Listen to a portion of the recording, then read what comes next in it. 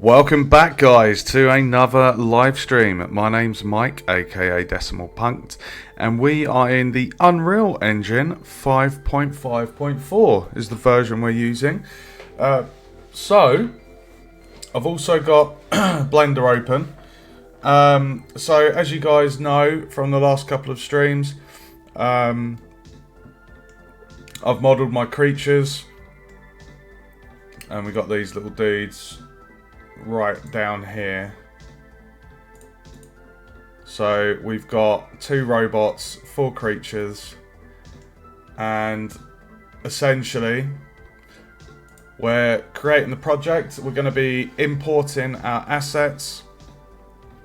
We're going to be sorting the animations for the different characters, and I've got a little list of their behaviours because the 4 creatures behave differently. I'm just going to check. I'm pretty sure I did rig. Did I rig? Oh yeah, I did rig the robot. Yeah. Cool. I couldn't remember if I rigged him or not. So yeah, so what we're going to do, guys, we're going to create the project. I've already made the project, so we're going to be creating from fresh. So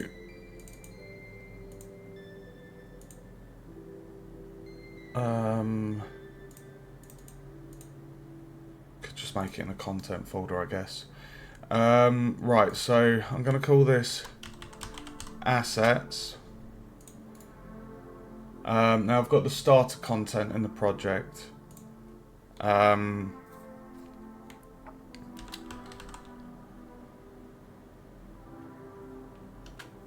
they called maps?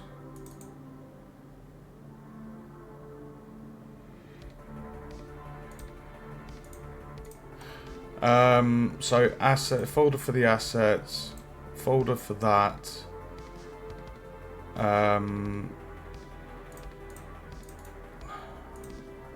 Right.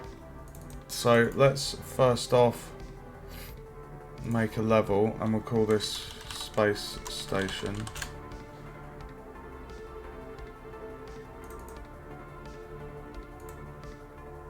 So at the moment that's black.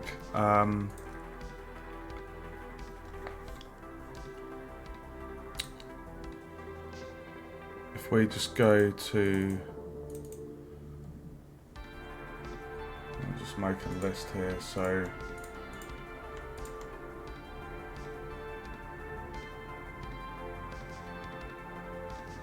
what I'll do is I'll just make a quick screenshot. And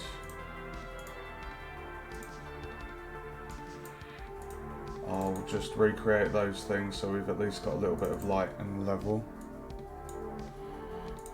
And then we can clear out the stuff that we don't need. So first up is directional light.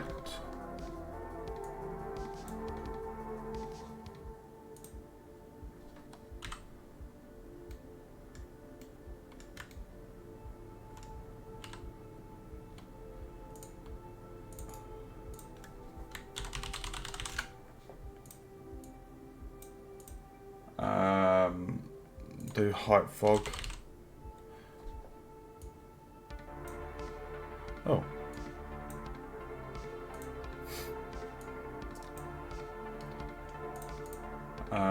Welcome to the stream. I'm not gonna put in the post-process volume.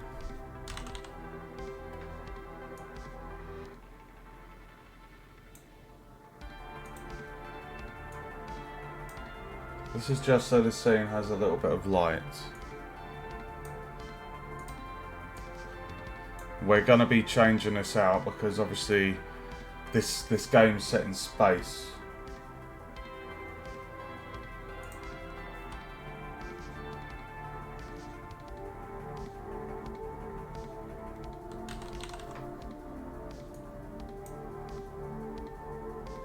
Actually, no, we don't need the cloud.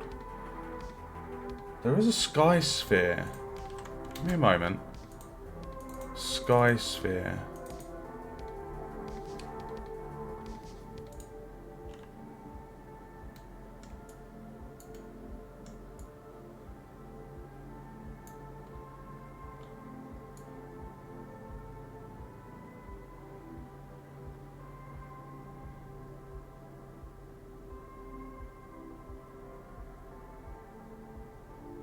Huh. Okay. Okay, so that will do for scene lighting.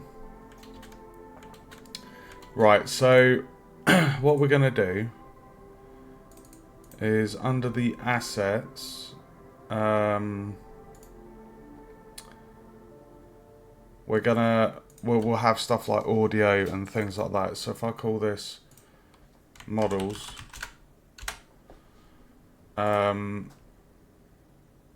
can we give these color? Oh, we can. Fantastic. So basically, I will label the folders green once I've imported them.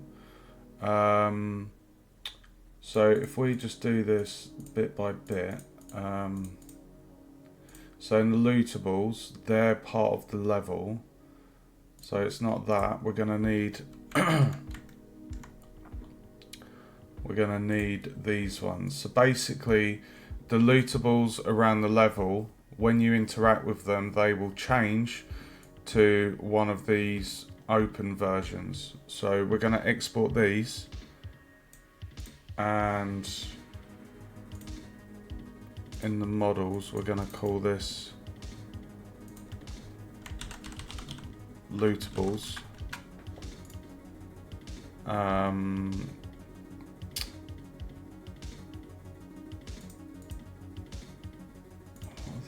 Yeah, we'll just put it in there. Okay, so I'm going to turn off the closed ones because they're part of the environment. What we're interested in is these. So we've selected it, so we're going to go export FBX, go to Caesar, and we do copy, click the box, selected objects, apply the transform, no animation, geometry needs to be face. That's annoying, isn't it? Let's copy that name.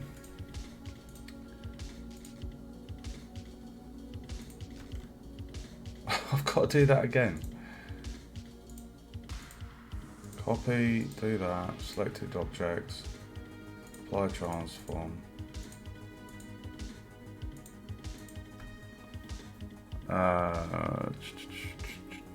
Okay, Caesar, export, and then if I go into my Caesar folder, it's going to be a nice little process, just doing it one by one. Why does it do that? Right, so what we need to do on here, if we click to materials,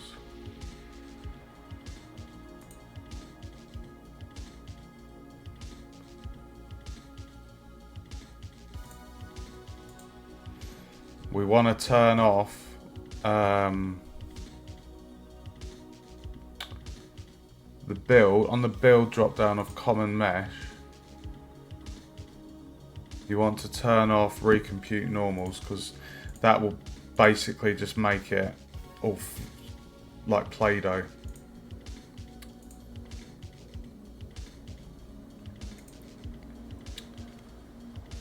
And there we have the first model. Look at that. Very nice.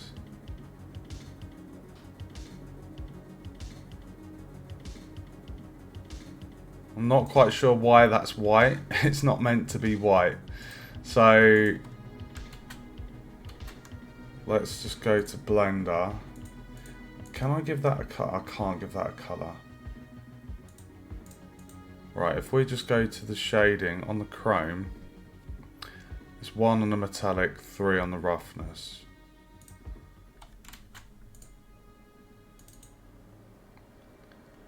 And you can see here, you can see in Blender, we've got a simple principal BSDF. Nothing else there. But when you bring it into Unreal, it has all these bits. This is a little bit annoying. But what I should be able to do is just untick those. And then 1 metallic, 0.3 roughness. 1 metallic, 0.3 roughness. Apply and save. So now if I go back into that, there we have it.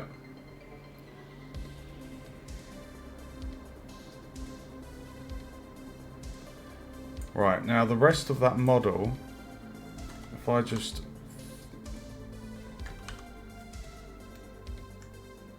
we just check the other materials, so the barrel ring is 0.6 roughness.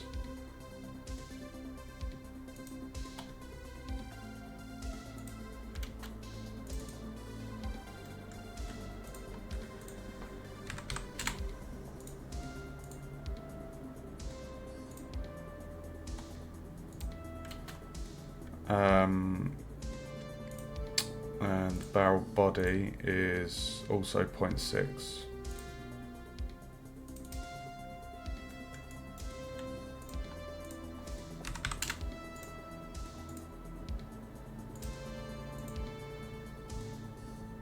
Okay. Right, so that's the first one in. So barrel open. So we'll go to crate open now.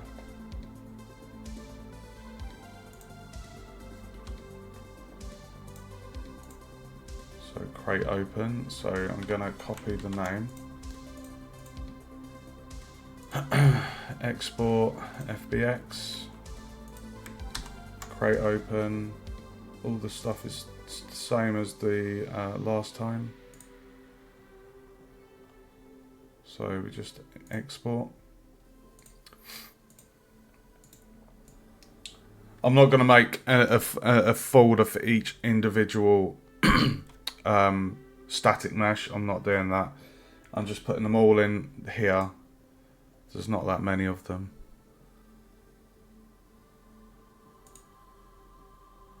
Okay, so we've got 2 new materials there. So I know this is a pain in the arse. If anyone knows why, if it's an import option on my materials, I'm not sure. But as to why it's getting changed, drop a comment. So if we just go in here, crate body is 0.6 on the roughness. 0.6. Marble white is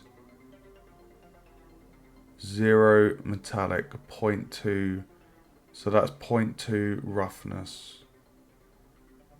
0.2 roughness.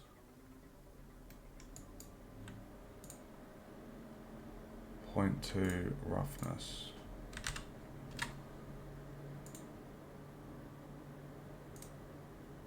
What was the marble bit of that then? That was on the side, wasn't it?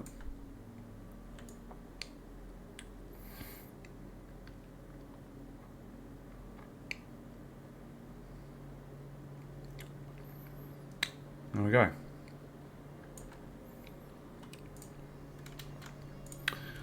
Okay, so we've got the open barrel, open crate.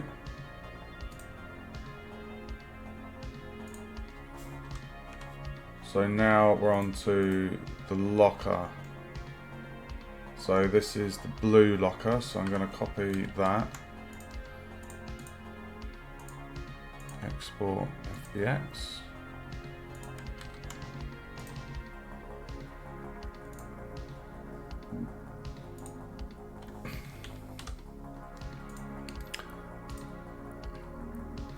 It's just got 0.6 on the roughness there, guys.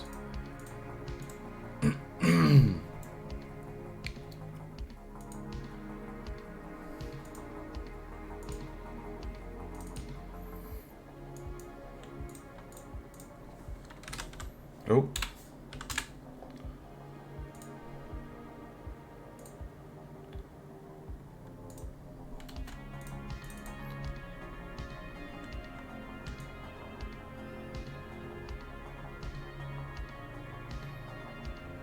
Nice.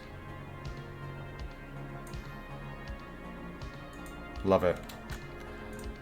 Okay, that's locker blue. And then if we come out of that, click on locker copper, copy that name, and that's also 0.6.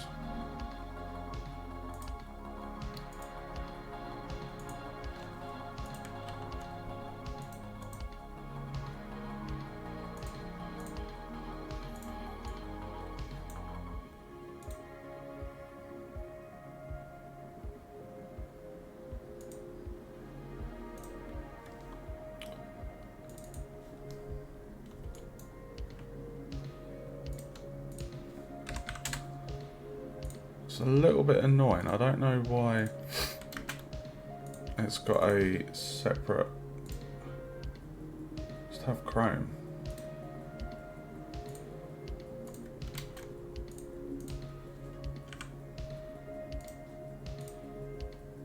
There we go.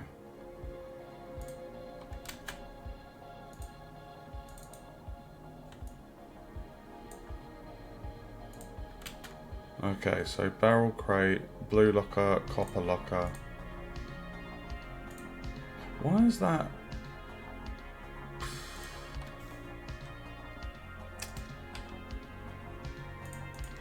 Done the same there, hasn't it? Don't know why it's created multiple ones there.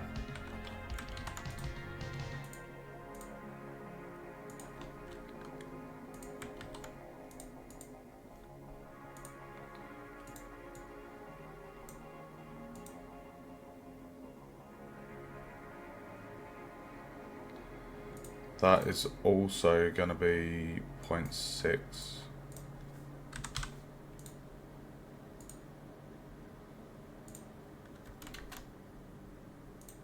And then we can see there that the chrome material's been assigned. So there's just one more of colour to import, which is the yellow one.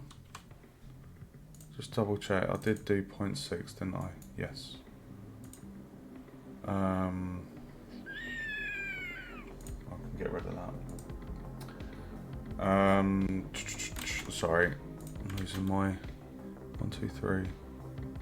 So the last one is the yellow one. Oh, interesting, that one has the chrome. Okay. So we're gonna copy the name.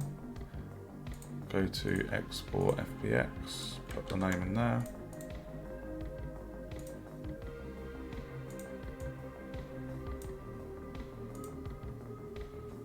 And then we go into the material, unplug the roughness and just put 0.6. It's really annoying that it adds all of this stuff.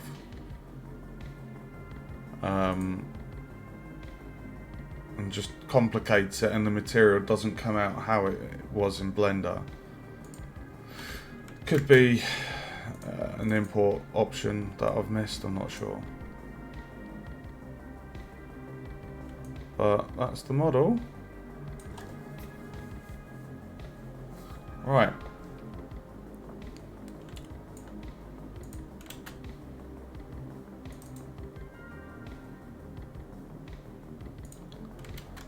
Okie dokie. Right, so go back to Blender.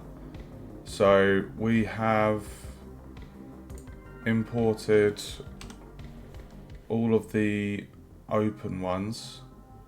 Now the reason why that's important is because when we import the level, when we import the level itself, when the player interacts with these objects, when they've searched them, we will change the static mesh to the coloured open variant. So that's why that was done. Right, let's look at what's next.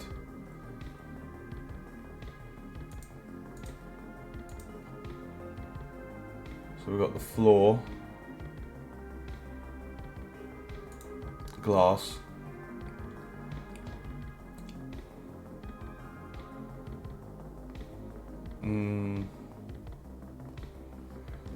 I'm just wondering, should I just export that as individual bits? Because at the moment, the last time I did this, I turned everything on, I exported the whole lot and just merged it as one object. But if I just export them individually, at least we have them all in their own individual folders. So that feels like a good plan. So I'm going to do that. So we got the lootables in there, 1, 2, 4 coloured and that. So in the models, we're going to do floor. It makes sense to keep the file structure similar to Blender. So yeah, we've got quite a lot there.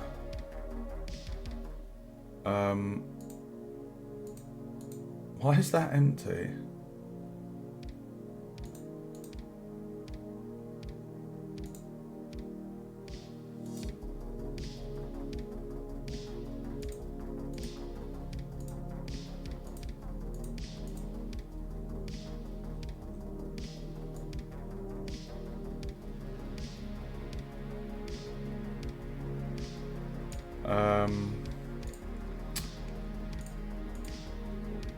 I don't know why I've got 2 empty folders there, but there's nothing in them. So I think I'm just gonna get rid of them.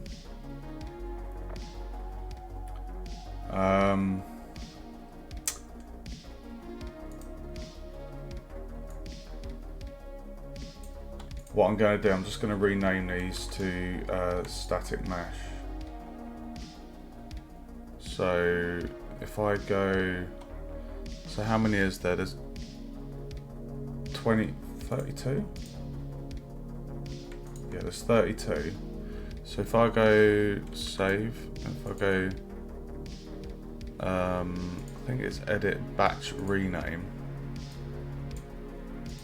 and then set name, set a new name or prefix.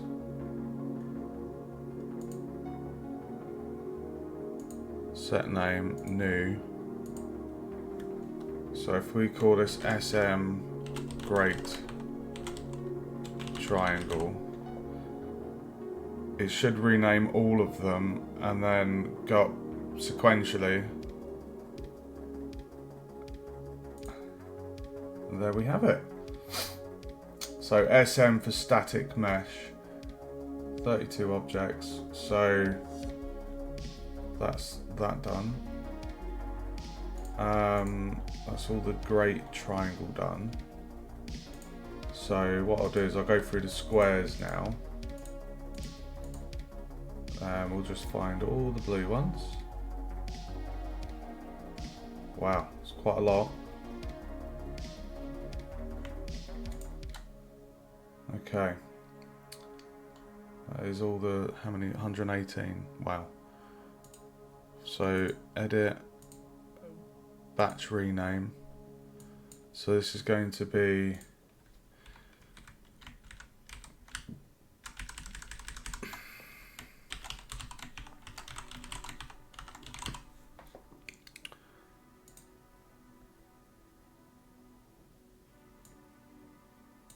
go.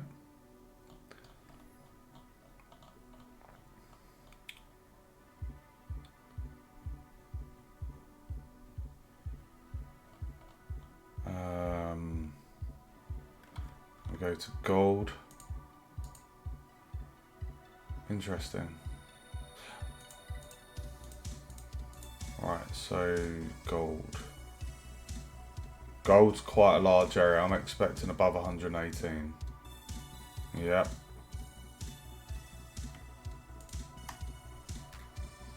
Okay, so edit battery name. So this is going to be SM tile square gold. And then we've got the green.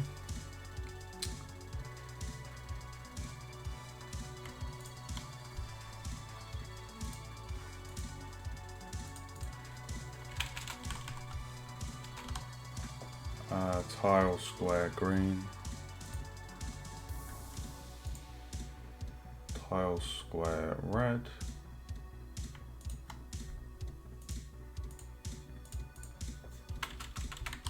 Sorry if this is a little bit of a boring stream, guys, but we're just making sure that the naming structure matches that of Unreal. We're importing them piece by piece, section by section, making sure that everything imports correctly. So it's important this is the time's taken just to, you know, make sure it's done correctly.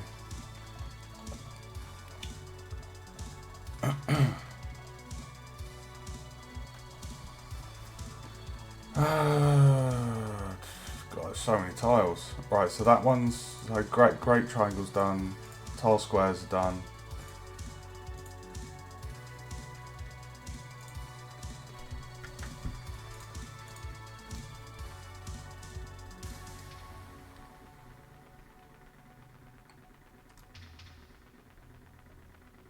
Wow, there's quite a few there.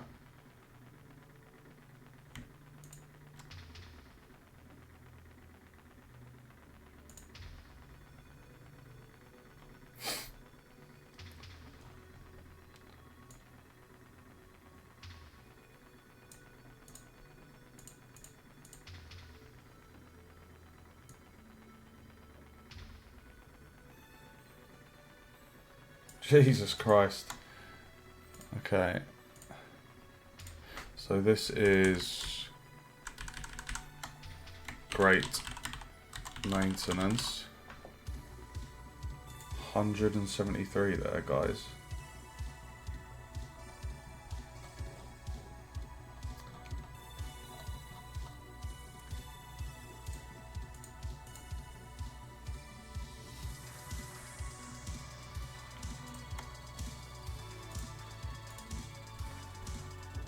And this is great square.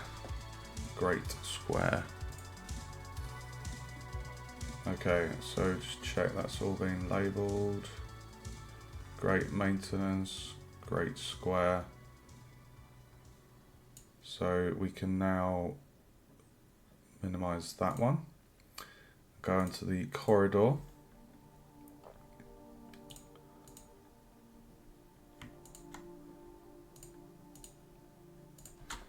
This is corridor 2x1. Perfect. Okay.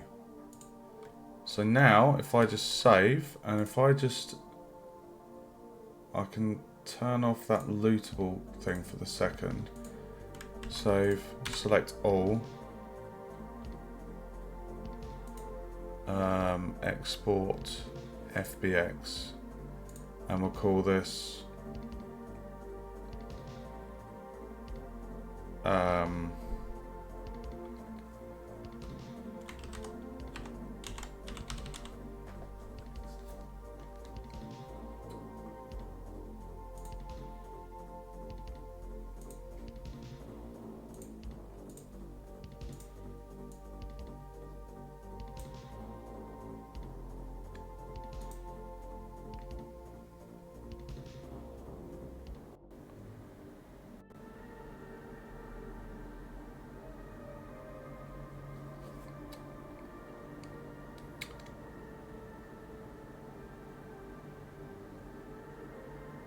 Okay. Right. So, the first thing to do is to go through these materials and make sure that they actually appear as the other models do. You see we've got the marble white material there. And then the floor, we've got the marble white there. And if we go in, we know it's not going to have that stuff. So,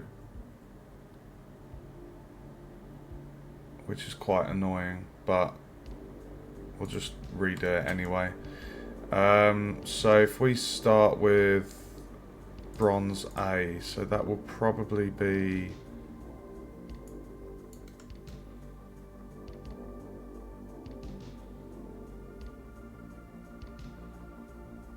I don't even know where that would be.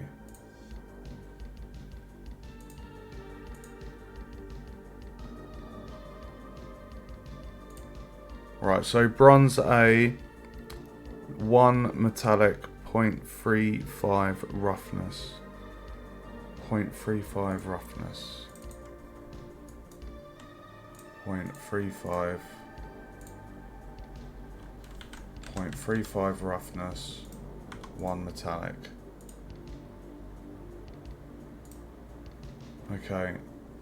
Metallic 1, roughness 0.35. 0.35.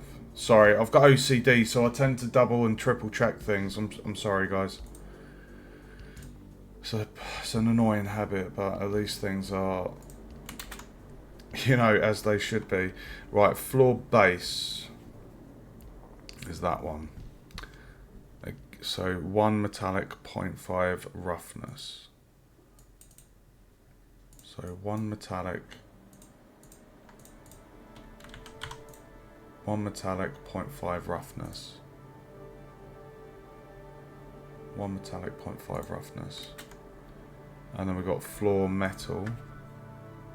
Oh my god, where's that one gonna be? Floor metal. Would it be there maybe? Floor metal, okay. So floor metal is 1 metallic, 0.4 roughness. 1 metallic, 0.4 roughness. 1 metallic, 0.4 roughness.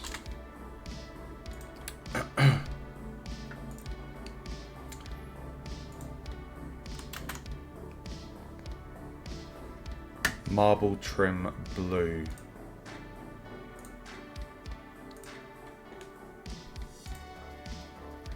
So that's 0.8 and 0.4. Run mate. 0.8, 0.4. 0.8, 0.4.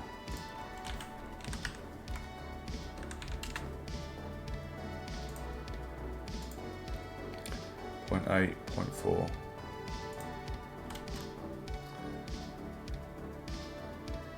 That's gonna, I know that's gonna be the same, 0.8, 0.4.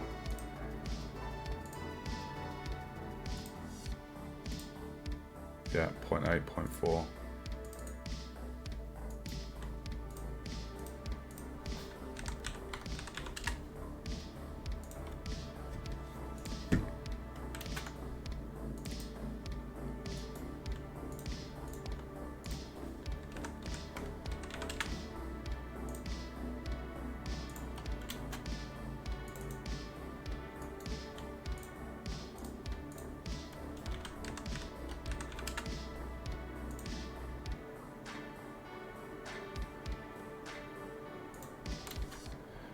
And then the marble white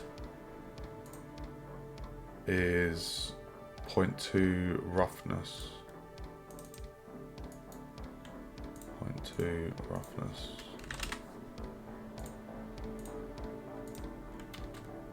There we go.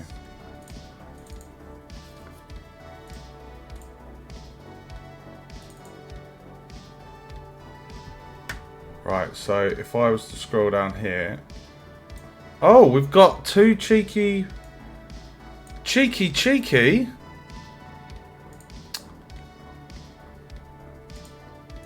Cheeky materials that dodged my gaze there. Still A, still B.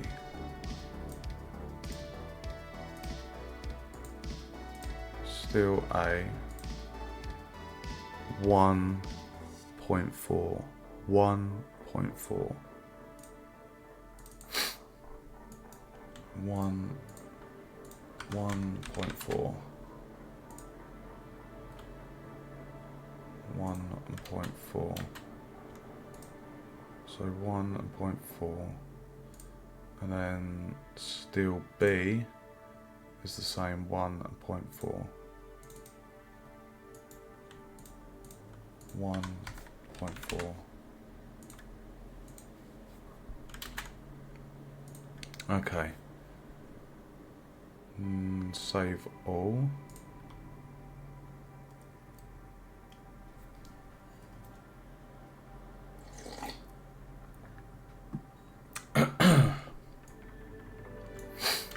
Okay, all that's done. Untick materials. So now what we do is we filter by static mesh, and then if we just Control A to select all of them, we drop them in the scene. Just give it a second. There's quite a lot of objects. And then we just put the location of all of them to 0, 0, 0. And they are exactly where they need to be. And you can see right there, world origin is exactly matching up with Blender. Looks fantastic. And that's all in its own folder. We've sorted the materials out, so we have the floor in. Very happy with that. Save all. Okay, so we can go back to here in our project, and we can basically give that a nice green one. Green. Green. Green. We can turn that off. Okay, now we're going to do the glass panes. So there's actually not that many. Oh, what are you doing in there?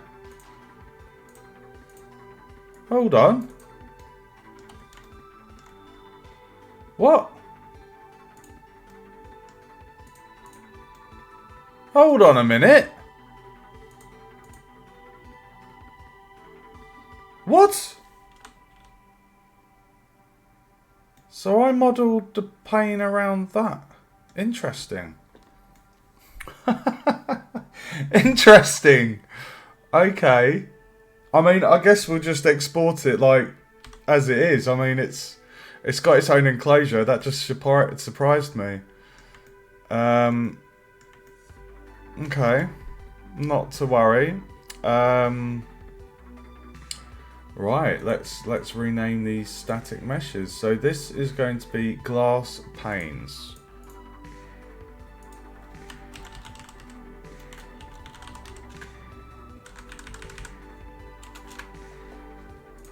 Glass panes.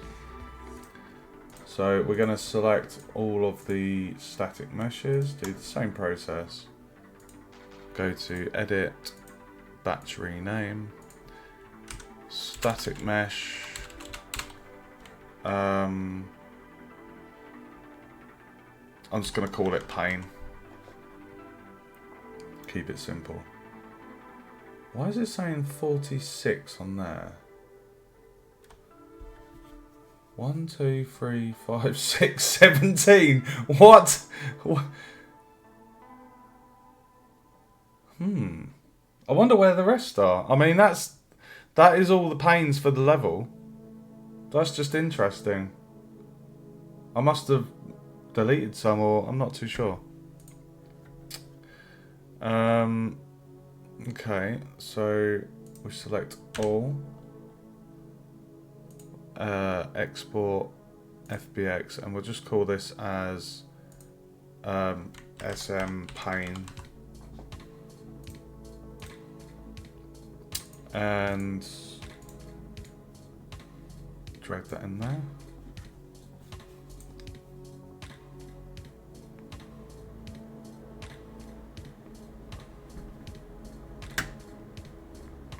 Okay, so what we're going to do is we're going to filter by material, and we're going to go into the shading,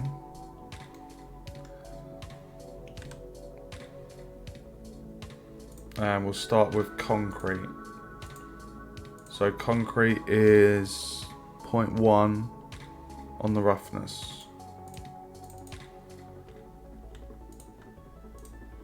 Sorry, not 0.1. Do apologise. Just 1. 1 on the roughness. Apply. What's next? Glass pane. So we click glass pane. So 0, 0, and the alpha is 0.2. 0.2. So that'll be the opacity. So 0, 0, so glass pane, 0, 0, and then the opacity, is it value?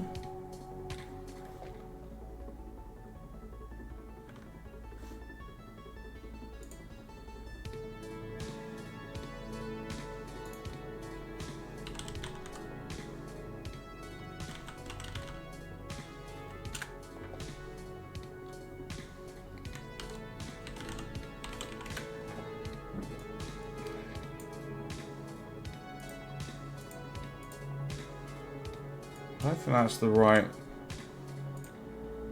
What is this node? Constant, just constant.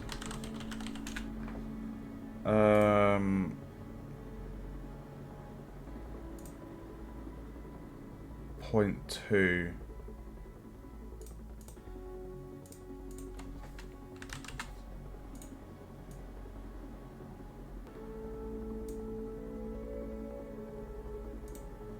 Now that's greyed out, and I'm pretty sure that's to do with opaque, so it needs to be translucent. So if I was to put that to 1, it should be solid.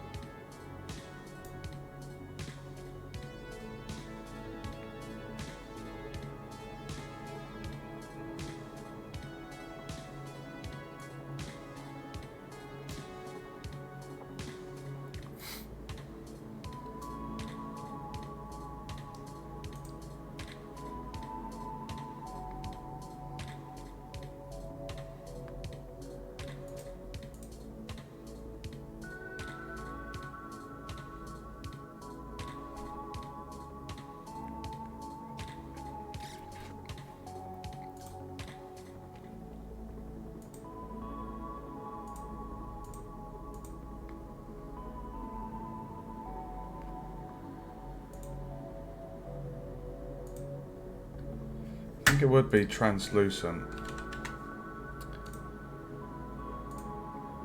So 0.2, alpha 0.2. Save that. Silicone.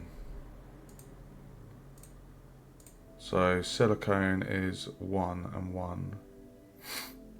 1 and 1.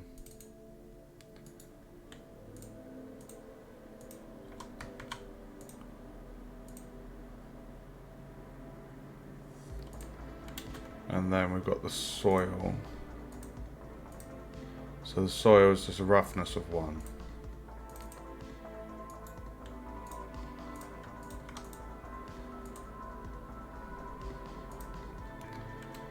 Okay, so that's all the materials done for that. Save all.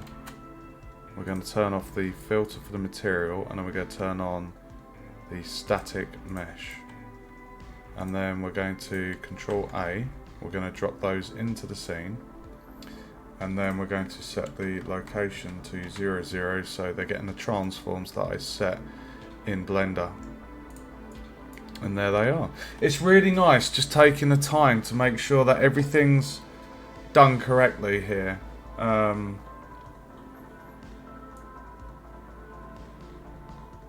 What I should have done is made a folder actually. What I might do, what I might do, I might just quickly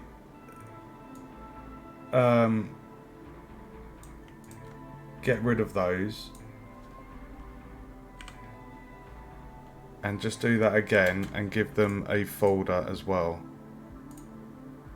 So that felt like a little bit of a rookie error on my part. So if we do a folder and call it flooring. No, why did I add the ing? Just call it floor. Right, floor. Get all the floor. Filter by static mesh. Control A, put them in there.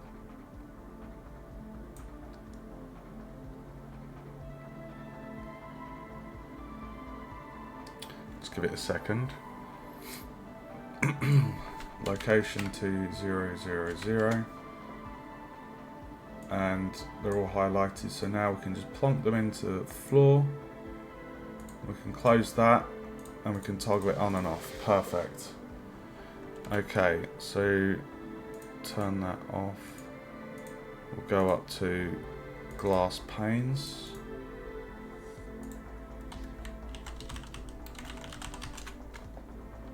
We'll do the same here, so we're going to filter by static mesh.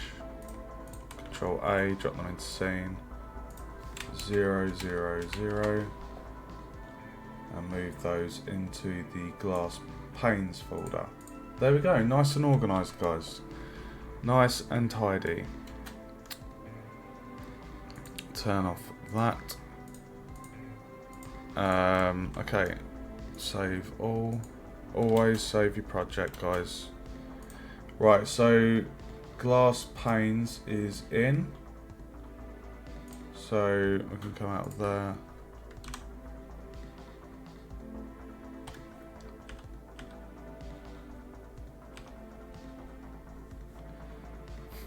Give that a green folder to show that it's been imported to project. Okay, now we're going to do the walls. Okay. And you see these sections where there's a gap, that's basically because we have the windows, like the viewing points. Sorry, can't get my words out.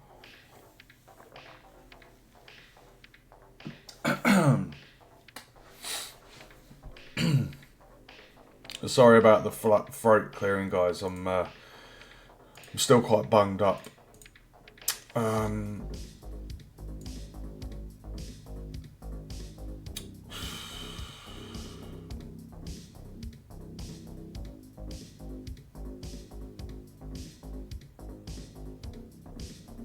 Okay. Right, so let's just go into Unreal. So we're going to make a folder just called wall. I'm not going to make subfolders for it. We're just going to call it wall. So in the models, new folder, call it wall. Go in there, go back to here. So we've got 3 subfolders, straight, 45 and a corner. So we're just going to go down. Select all of those. Batch rename. And this is going to be SM wall straight. Rename it. And then we're going to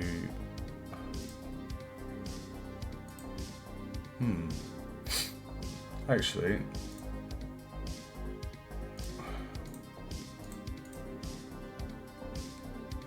can barely see that scroll bar.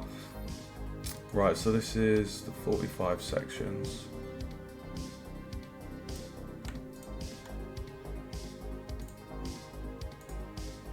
So SM wall 45.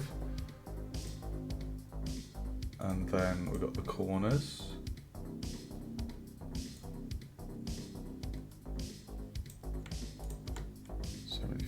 Yep. Oh.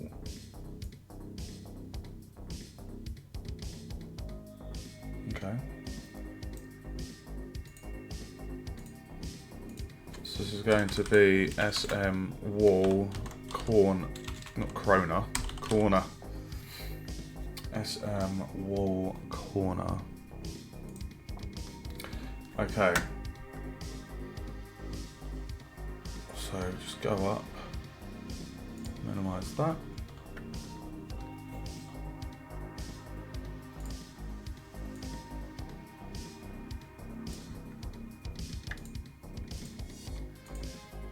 And if we just select all, export FBX, and we'll call this SM wall, export.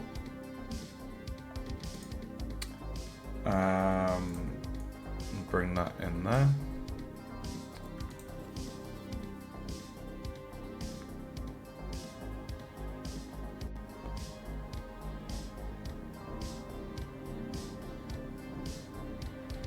And then we'll just make a folder here, call it wall or walls. We'll call it walls. Not to be confused with the ice cream manufacturer. Right. Now we do already have all of those materials. But I'm just going to do it again, just keep it, just not too big a job just to quickly go through. So the marble trim, that's all going to be the same if I remember. So marble trim, so it's 0.8, 0.4. 0.8, 0.4. 0.8, 0.4. 0.8, 0.4. Apply.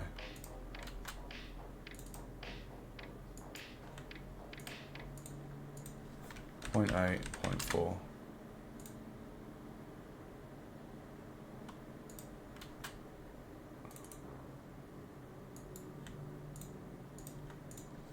Point 0.4.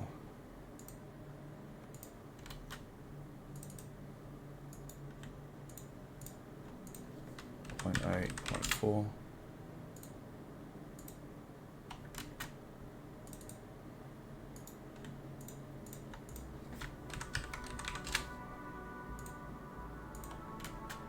And then the marble whites is 0.2. 0.2.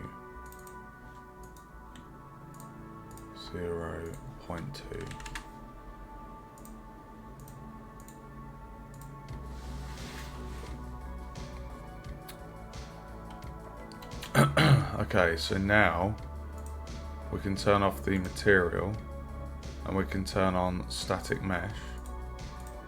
We Control A, drop them into scene. There's quite a lot of walls, so just give it a second. And then the location needs to be set to 0, 0, 0. And then we get all of our walls and just move it into the walls folder. Look at that, it's looking good. Lovely job there.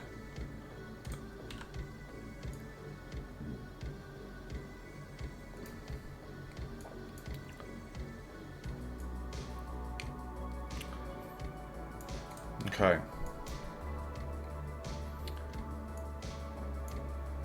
It's looking groovy, guys. It's looking very groovy.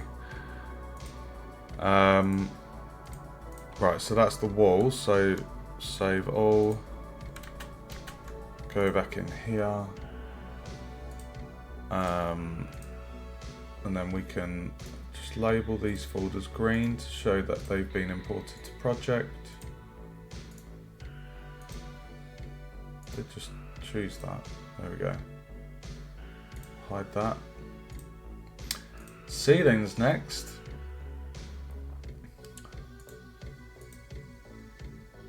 Why have they been called?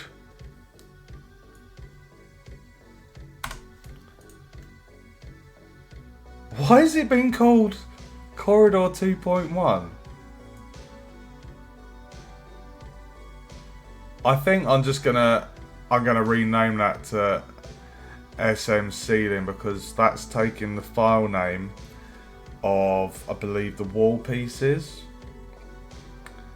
So I guess what I could do is I could rename it Ceiling Corridor. Like these ones here, like what is that? That's part of the maintenance.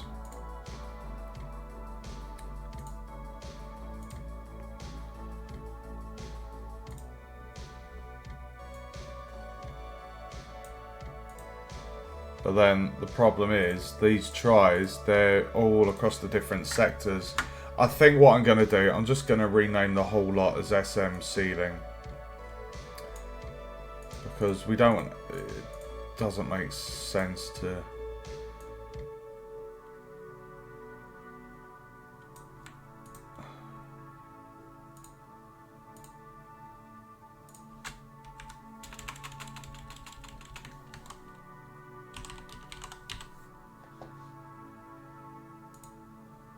There we go.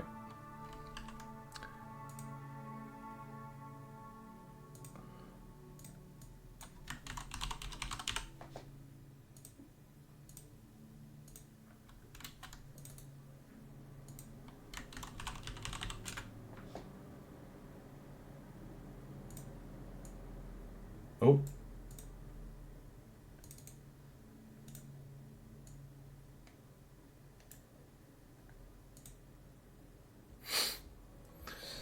Hope you're enjoying the stream, guys. I know this is a bit of a laboursome task, but once everything's in, we can start programming. I think tonight's job, what I want to do tonight is just get all the assets in the project. I want to get the animation sorted for the different characters. And then that's the bulk of this initial setup done. And then what I'll do tomorrow is I will start programming it and getting things operational. So this is like project setup basically. Okay, so we've got the same things here for the ceiling. So what I'm going to do is I'm going to filter by material. We've got that steel A again. So if I just double check, oh fucking hell. Blue was that one. 0.8.4. 0.8.4. Oh, 0.8.4.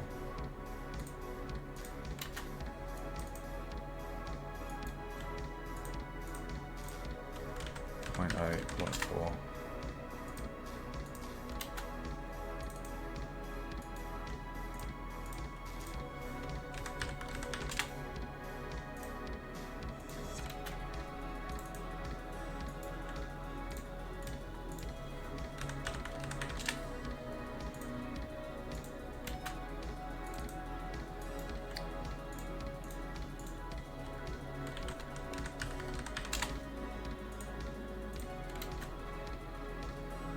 The marble white was 0.2, 0 and then 0.2, 0.2. Steel A. It's going to be that one. Steel A. Steel A 1.4. 1.4. 1.4. Save all. So now we've got all of the materials sorted for the ceiling. So we can turn off that, and then we can filter by static mesh.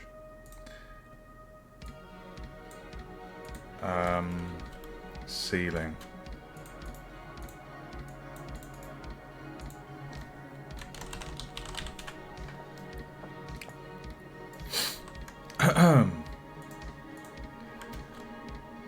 Alright, so we've got all the ceiling there. Why is there no...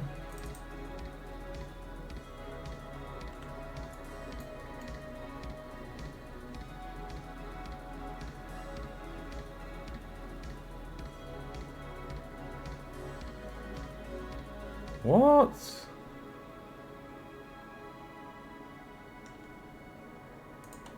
What's going on there?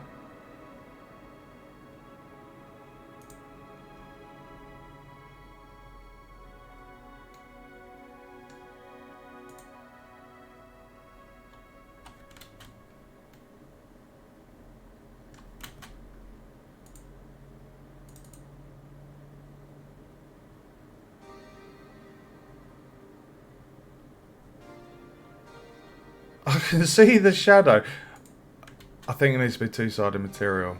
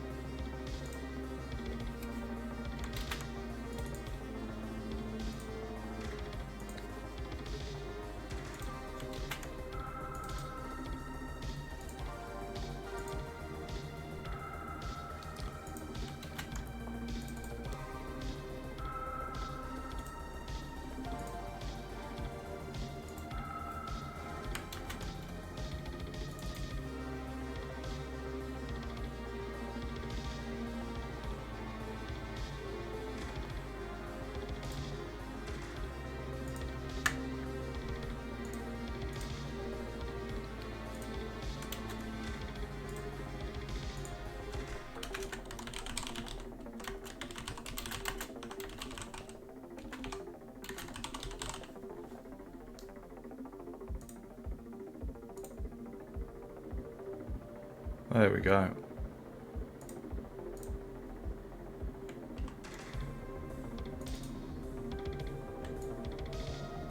What is going on there? What is this thing there? What is this? What is that big space there? That's not part of the model.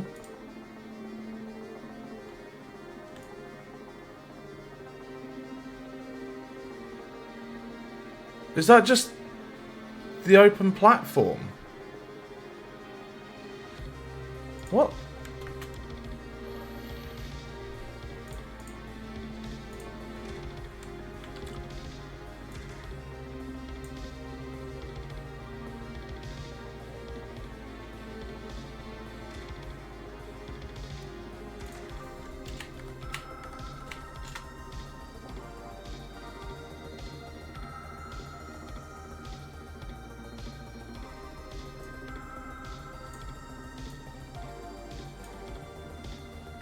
So we're going to have to do the same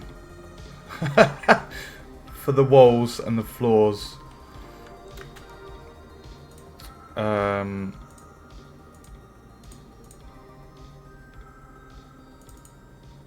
Walls.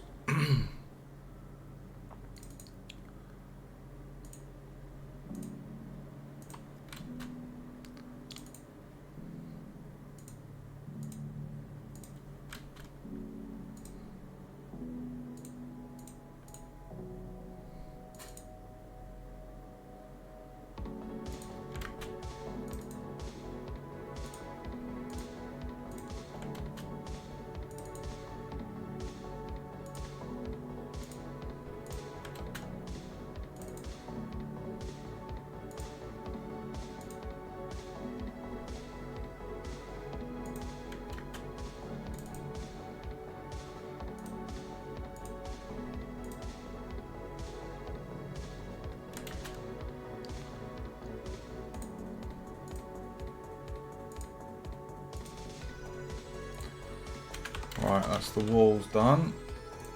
And then we just need to do the floor, because as we go down, you see right through it.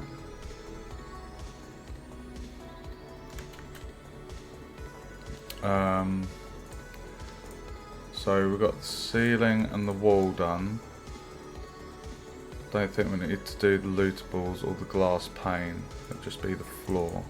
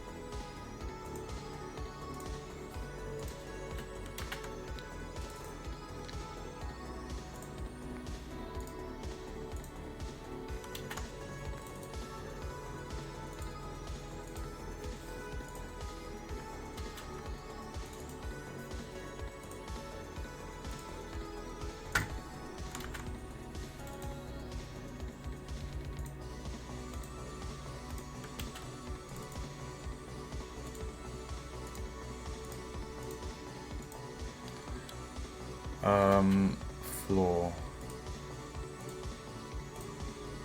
So that's the floor done. Okay.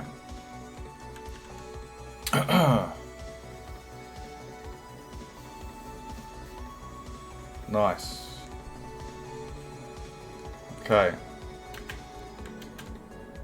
Okay, this is coming along nicely. Let's just do another save all.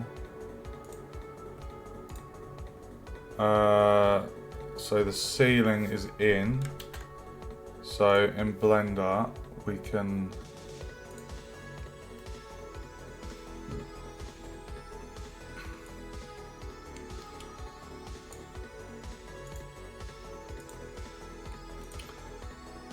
okay. Next up is the windows. Okay. Why have they been called wall straight window? Strange. So we're going to call these just window.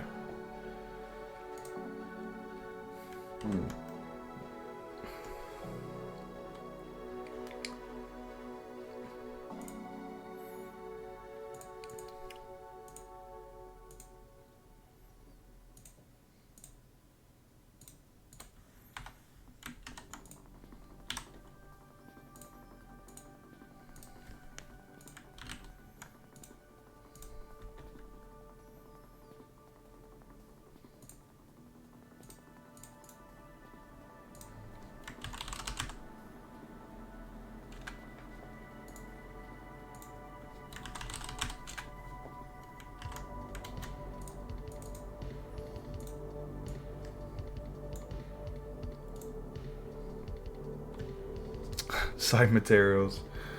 Okay.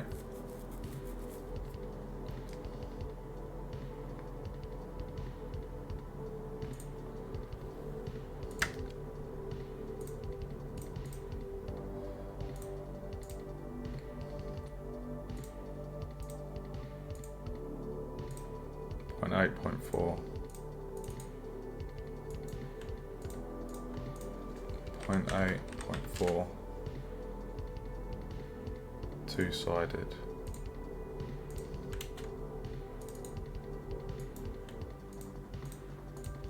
Point 8.4. Two-sided.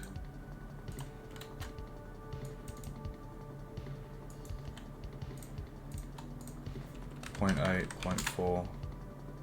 Two-sided.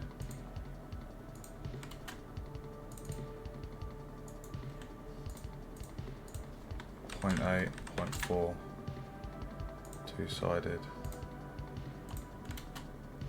Marble white is 0 and then 0.2. 0 and 0.2, 0, 0.2, two-sided, and then we've got window. So the window is, oh my god,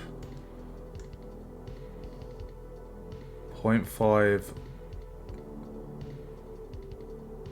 So it's 0.5, 0.4, 0.2, 0.5, 0.5, 0.4, 0.5, 0.4, 0.5, 0.4, 0.5, 0.4. So 0.5, 0.4, 0.5, 0.4, and then 0.2.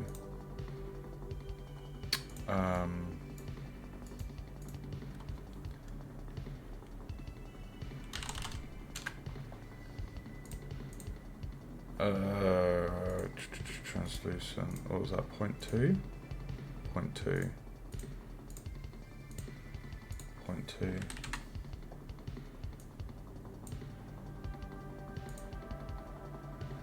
Two-sided as well.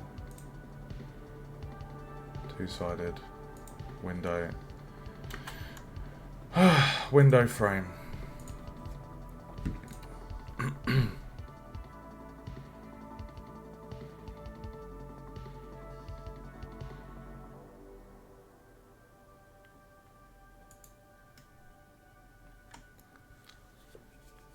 Window frame is, so it's 1 and then 0.5. 1 and 0.5. So 1, 1.5. Come off of there. Save all. Turn off the filter for the material. Save that. Filter by static mesh. Select all. And then we've got the window there. So we're just going to drop these into scene. And then do 0, 0, 0.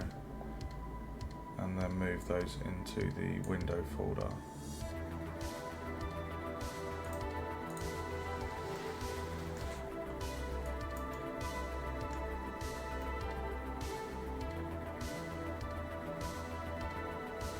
Lovely. And look, the light's coming through there, guys.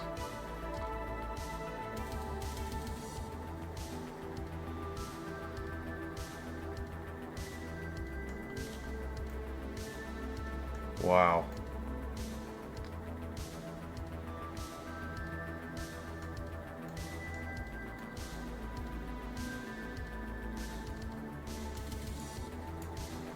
Okay, let's just save all. So that's the windows in. So we can mark that folder as green for imported, minimize it, turn it off. Next up is the pipes. It's taking longer than I expected. It feels like I've been doing this longer. I've only been doing this an hour and 15 roughly. We're almost there. We're almost there. We just got pipes, props, doors, planet, lights, and the lootables, of course. We're getting there, guys.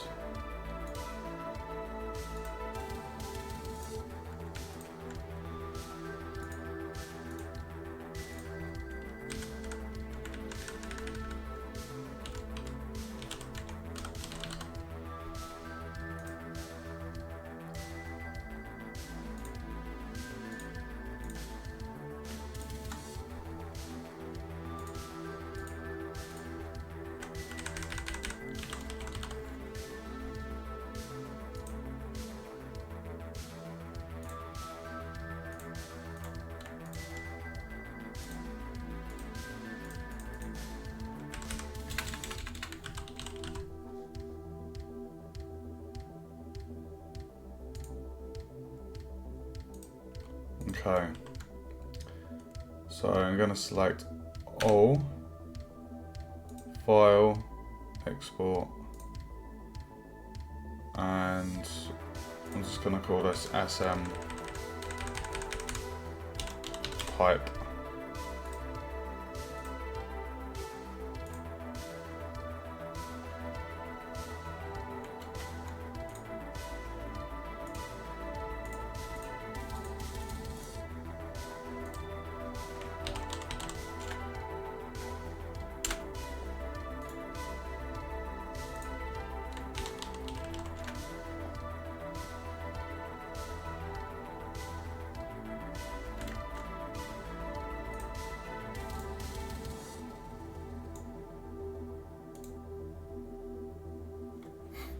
Okay.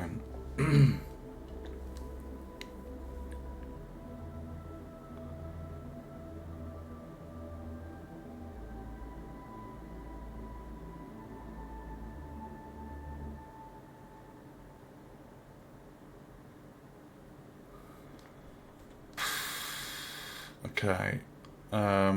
Let's filter this by material. The marble white, I think, was 0.2. Marble white, yeah, 0 and then 0.2. 0, 0.2, two-sided. Oxygen unit body.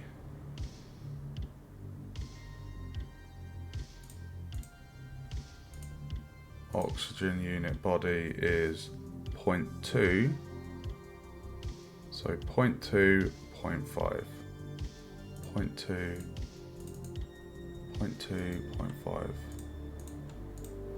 0.2, 0.5, two-sided, apply. That is two-sided as well. And then we've got pipe body brown. Pipe body brown is 0.5, 0.7, 0.5, 0.7, 0.5, 0.7, 0.5, 0.7, 0.5, 0.7.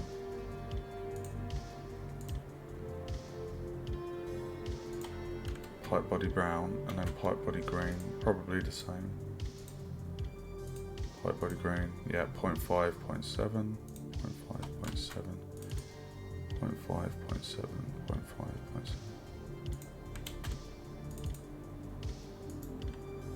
0.5, 0.7, 0.5, 0.7, two-sided, apply. And then we've got pipe ring. So the pipe ring, 0.6, 0.6, 0.4, 0.6, 0.6, 0.4, 0.6, 0.4, 0.6, 0.6, 0.4, 0.6, 0.6, 0.4.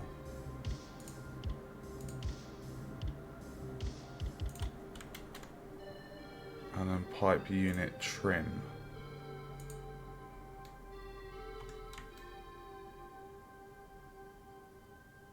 It's probably that. Pipe unit trim. 1.4. 1.4. 1.4.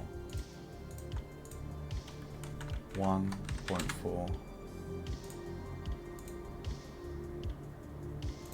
Okay, save all of those. And then what we do is I've got those, yeah.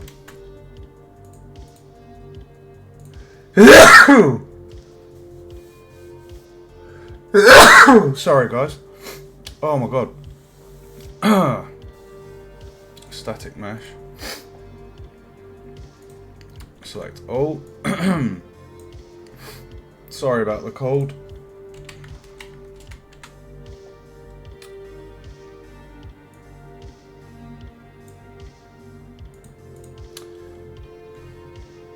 Save all, and then if we go in,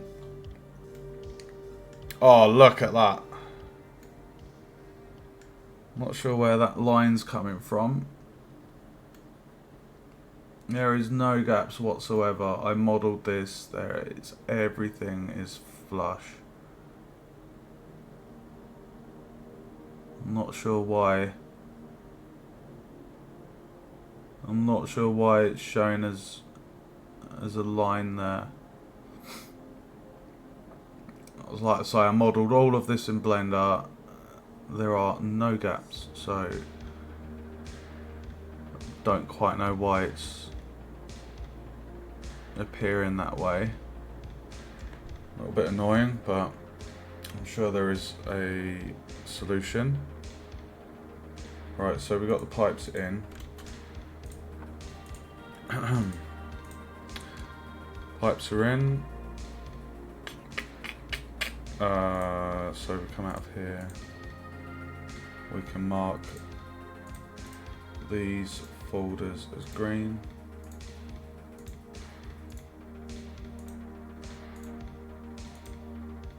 Close that. Okay. Oh my god. There's going to be so many props. Oh, it's actually not that many. Okay, so this is the tricky bit, okay? What we've got, there's multiple things dotted around the area, right? There's going to be quite a few materials here. Quite a few.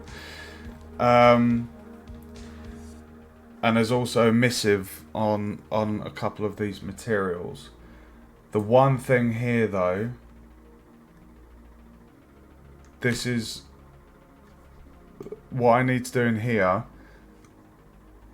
I need to basically detach that fan, the propeller,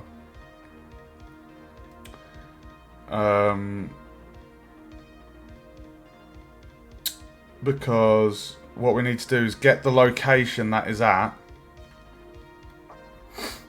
and then essentially move it to the world location. I know what I need to do with that is yeah, I need to, yeah, it's gonna be, I'll tell you what, I'll do the prop one last, just because I want that propeller to spin. I need to do that in Unreal, but if I export all of this, the transform location of that is going to be like center of the world, so rotating it's going to go round like this. So I'll be able to fix that. Let me just, we'll do the doors next.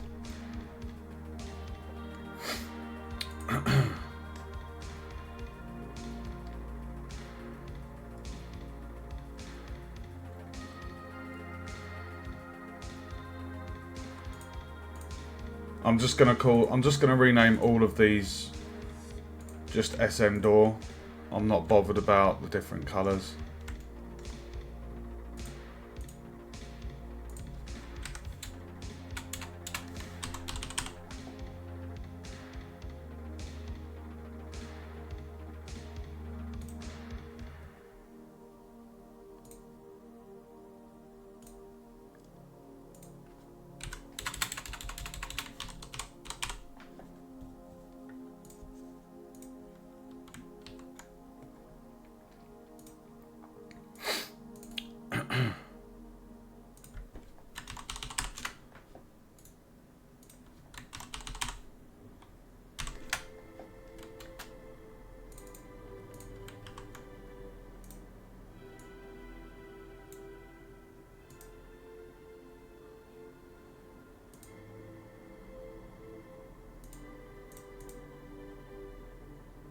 Glass pane.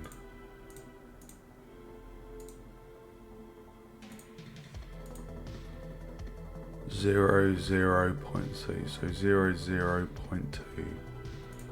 0.2, 0,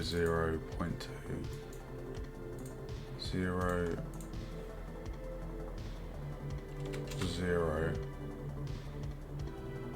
two-sided, translucent.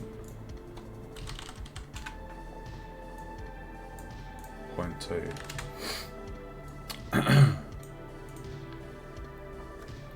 Oh my god, why is my nose starting to run? Sorry guys, I'm so bunged up. 0.2. Two-sided.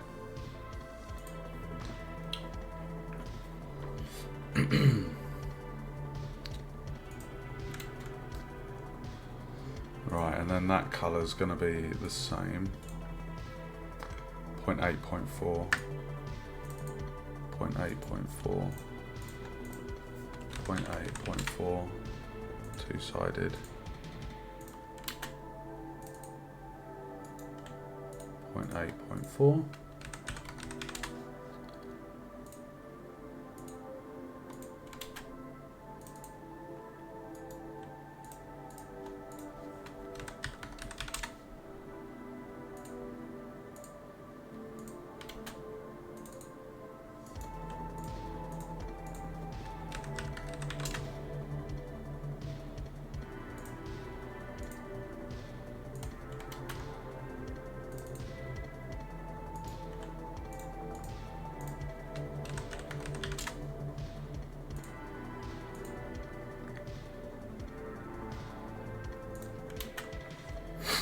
Marble white, that was 0 and 0.2.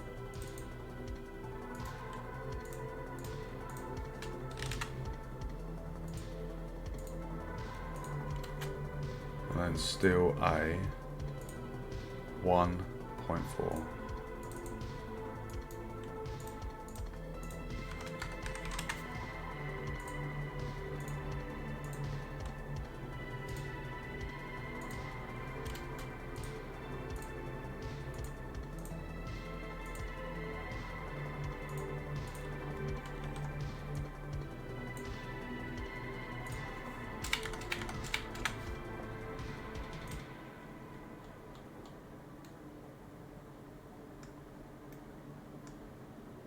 Look at that.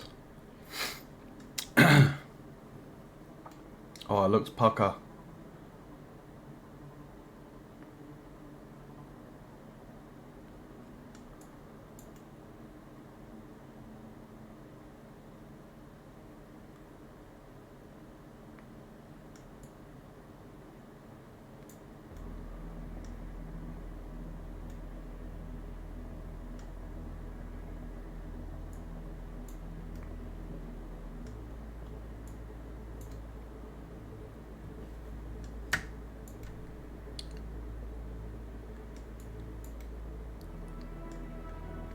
Oh, it looks great.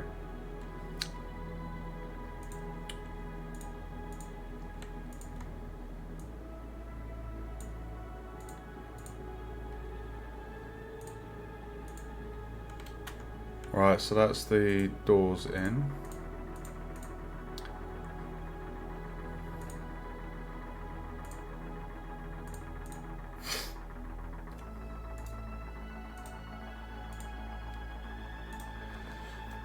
Oh,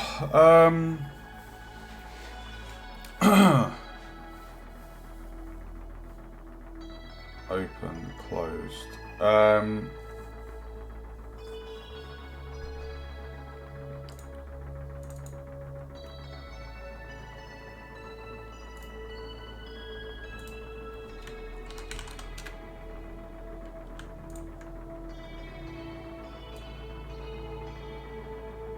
I don't feel like I need to do two-sided on these ones.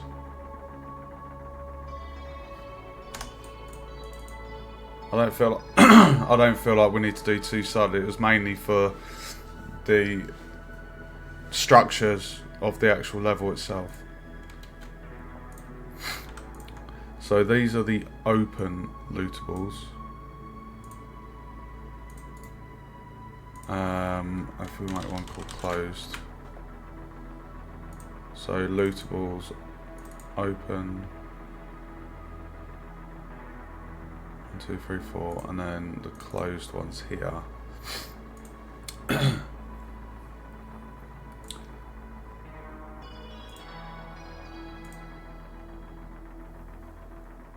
Okay, so they've already got SM barrel closed, SM crate closed.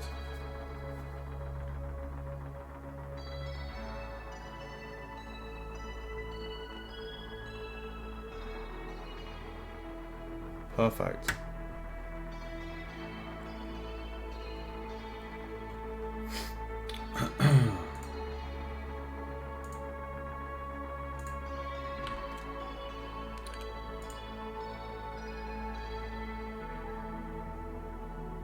So what are these? Hold on. Lootables closed.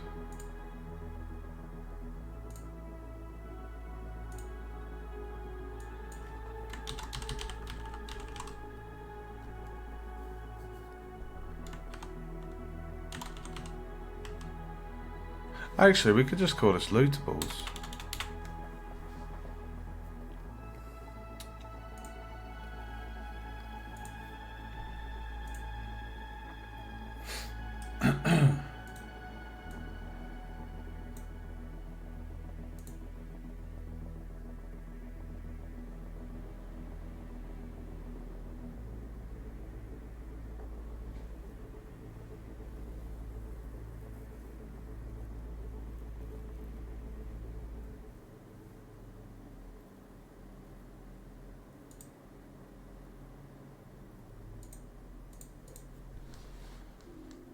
Oh god, right.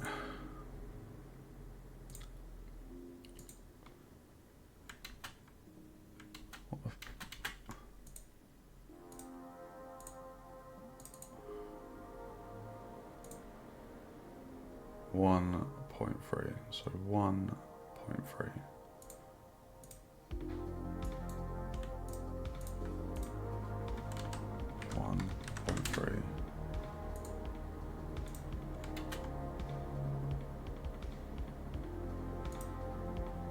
Barrel body 0.6.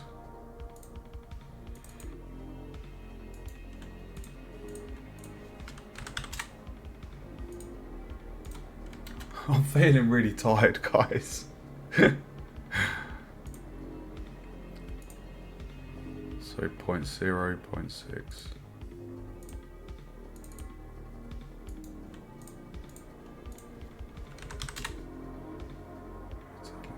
Metallic 0, so metallic 0, 0.6.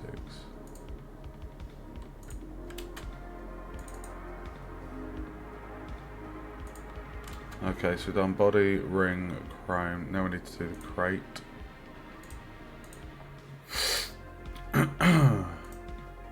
Crate body 0.6.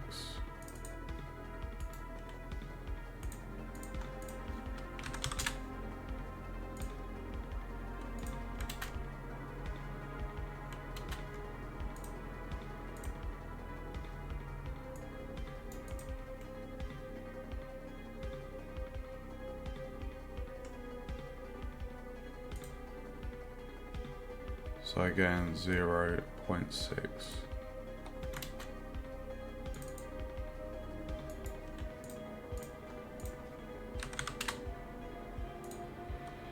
That'll be the same for the other ones as well.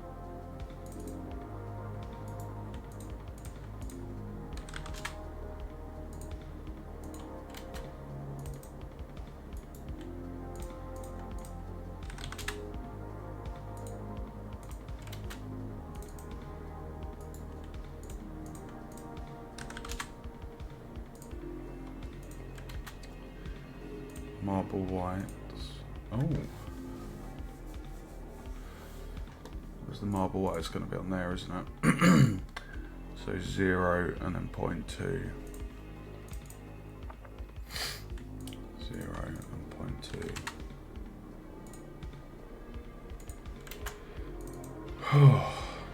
0.6.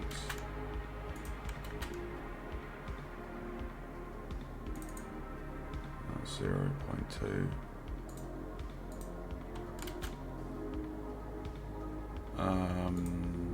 Turn off the material. Let's sort by static mesh. We just save all. Come up here. Right, so I'm going to call this lootables.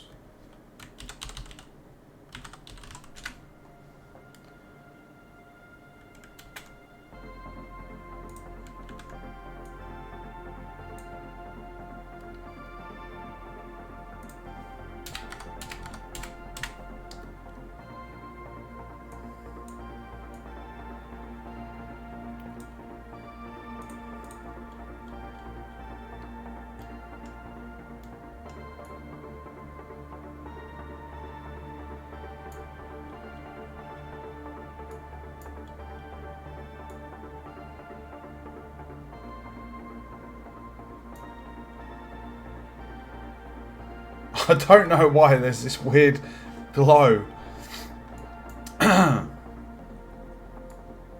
Very strange. Right, so turn off that.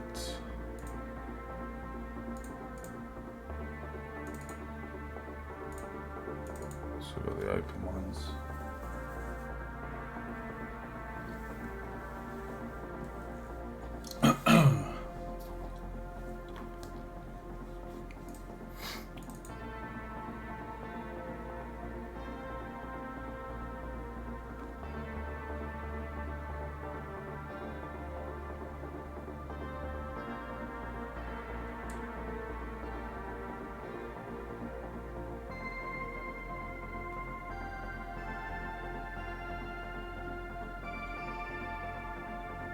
Crap, it looks like I might have to do it two-sided.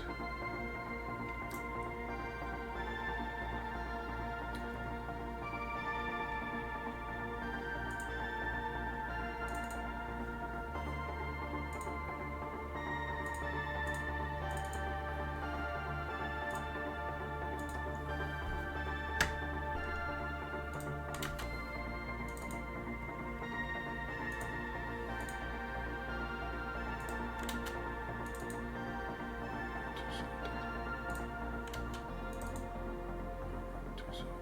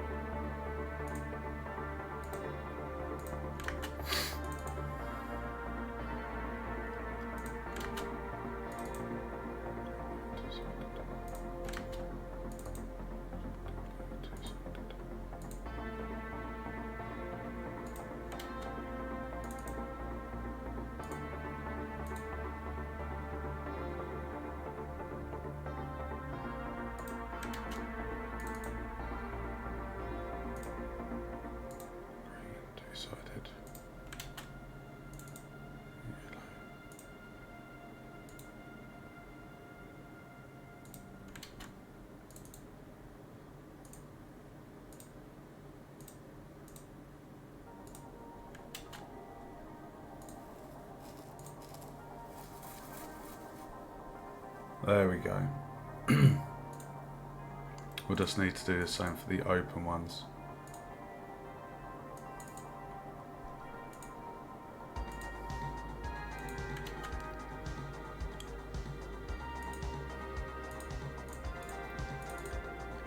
My God, why am I getting tinnitus?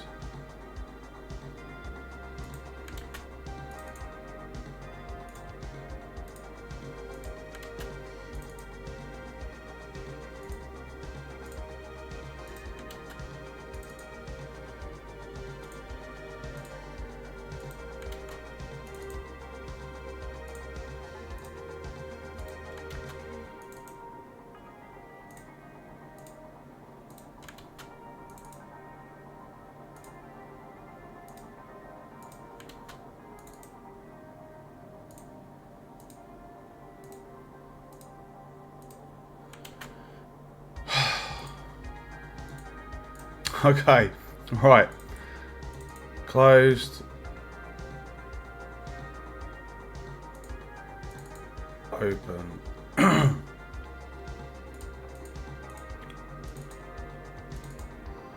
And they're all in the same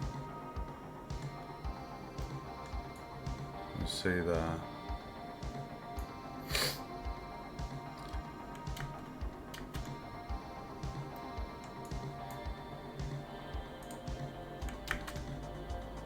Alright. Lootables.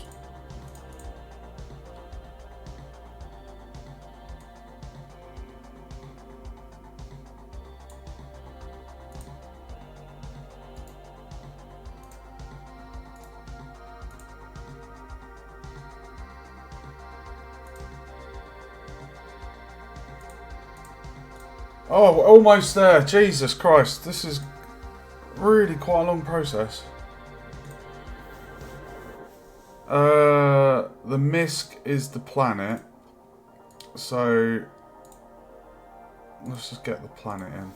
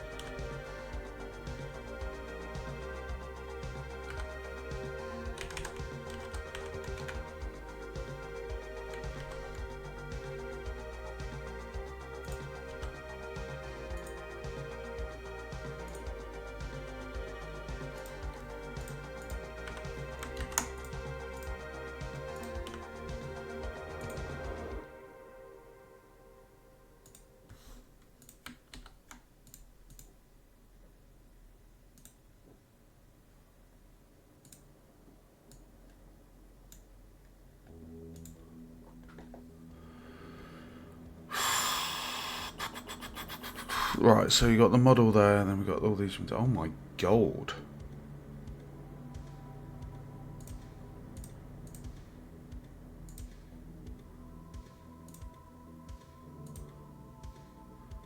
So 0 and then 0.85.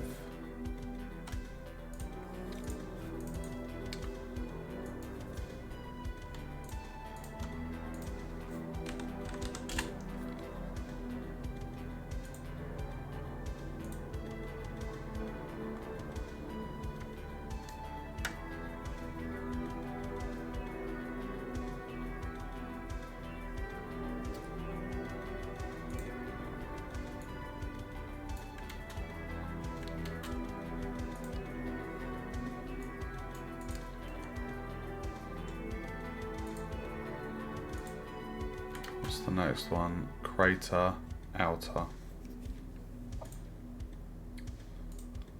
Again, 0 and then 0.85. 0, 0.85.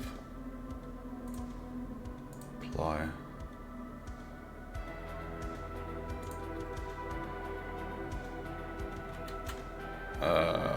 And then planet surface 0.85.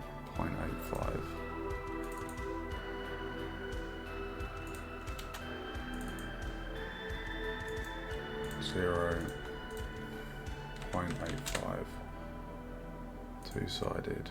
Apply.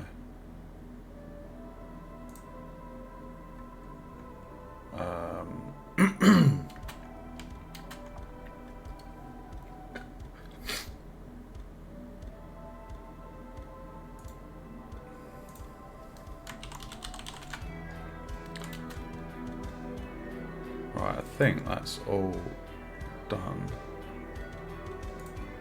So now I can just drop that in. 0, 0, 0. Move that into planet.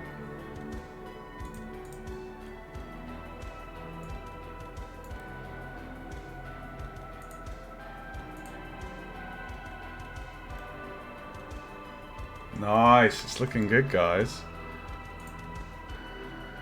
Right, so now that Misk folder, we can color, come out of there. Misk can be colored green. Minimize, turn off. What we got there? Oh my god, we're nearly there.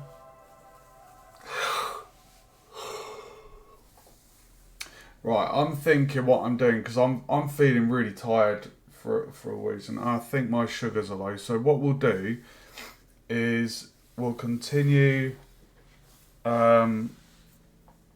with the props and the lights. I think what I'll do is I'll just do the animations tomorrow, the characters, because I'm feeling quite knackered. And tomorrow I need to be modelling the World War One terrain and sorting the animations for the characters. So I'm feeling tomorrow. Yeah, let's just stop waffling and let's just get these lights in. Let's stop waffling.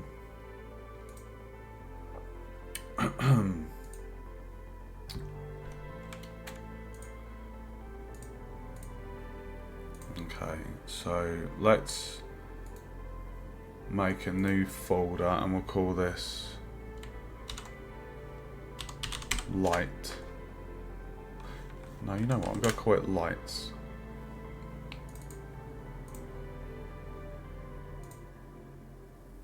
And then we'll make a new folder in here and also call that lights.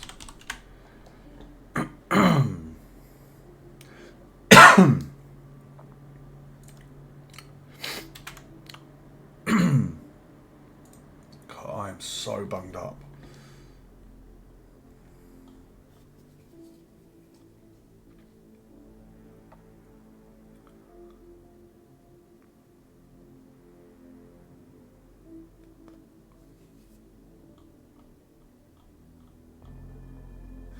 Right, now what I'm going to do, I'm not just going to call these all SM Light. I'm actually going to label these specifically because I did have a polish feature, which was to have the AI appear like they're controlling the lights. So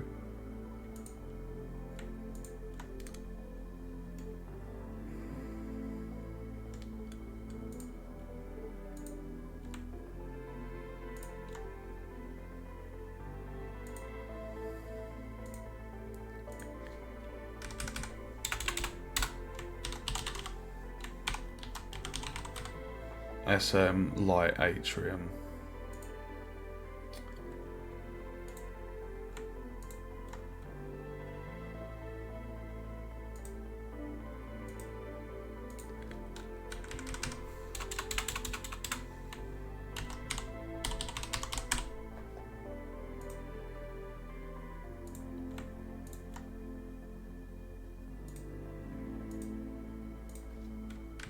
Hub.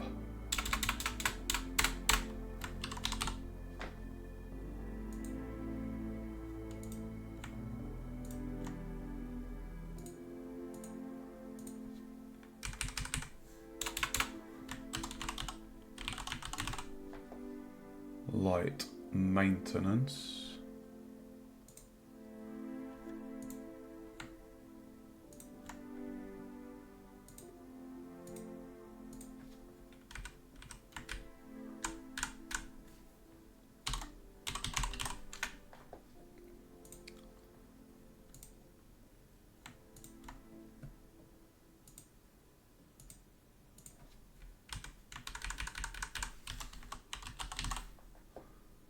Light science. Save.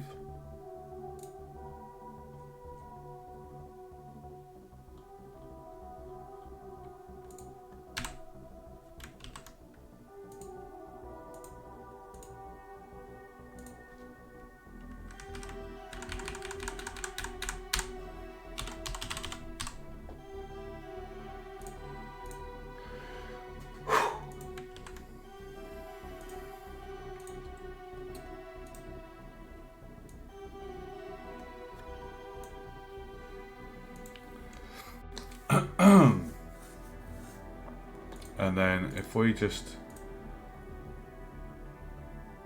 go onto the shading, Yeah, they have an emissive property, so it's transmission, I think.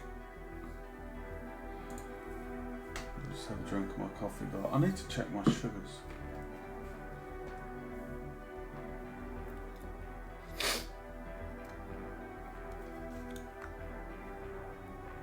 Sorry. The joys of being a diabetic.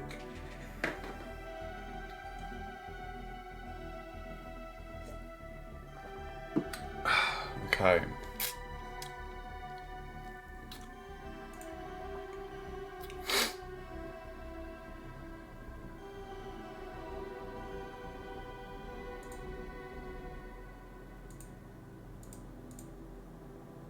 Oh, we only got 2 materials. Fantastic.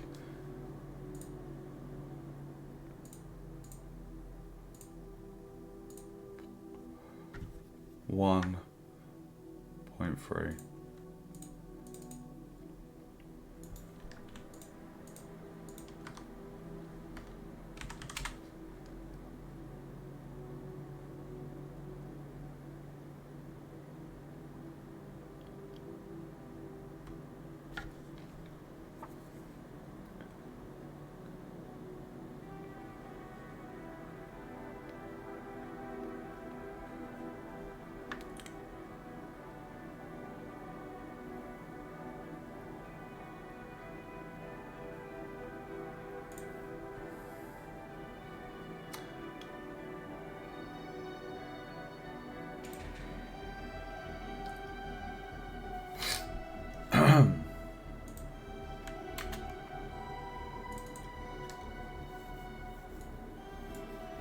Oh, we got a spam message. Thank you for the spam message there, Scorpion. Nice to have a bot join. Right, so for the light panel,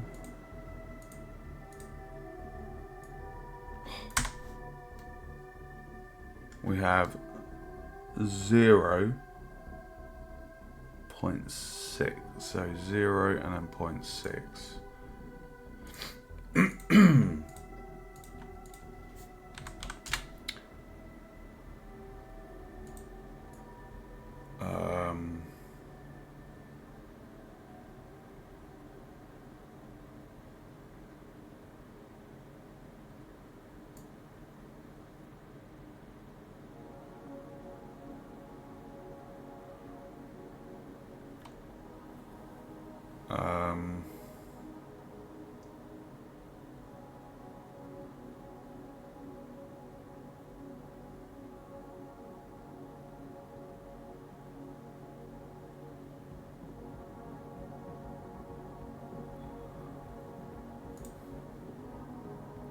Now, oh guys, I really apologise for my throat. Right, the emission, it just has a strength of 1. There isn't anything else coming off of that. So,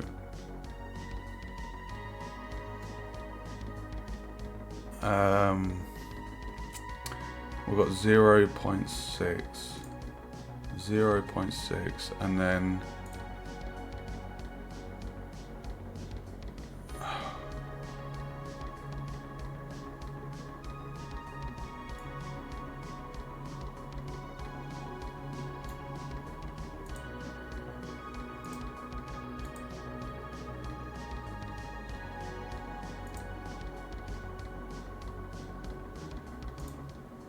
oh, I need to check out what to do here because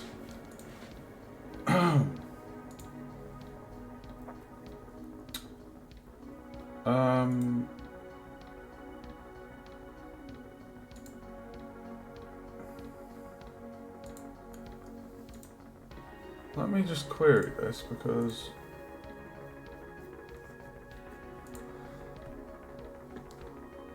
material domain.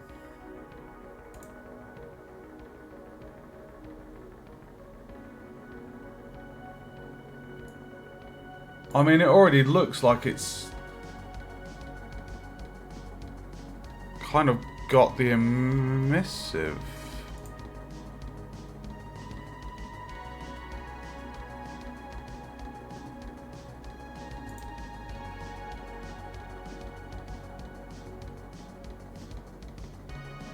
I don't think I need to actually do anything.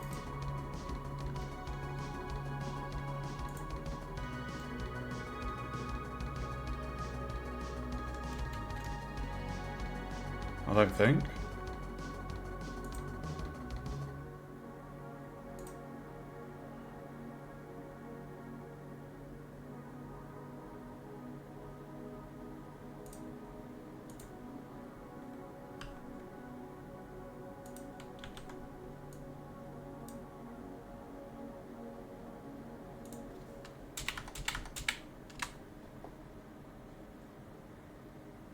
Welcome to the stream, guys.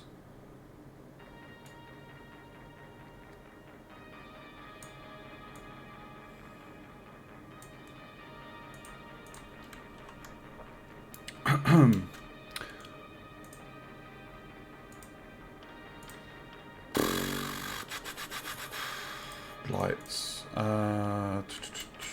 Right, so if we go in there, if we were to go to lighting and turn off lighting,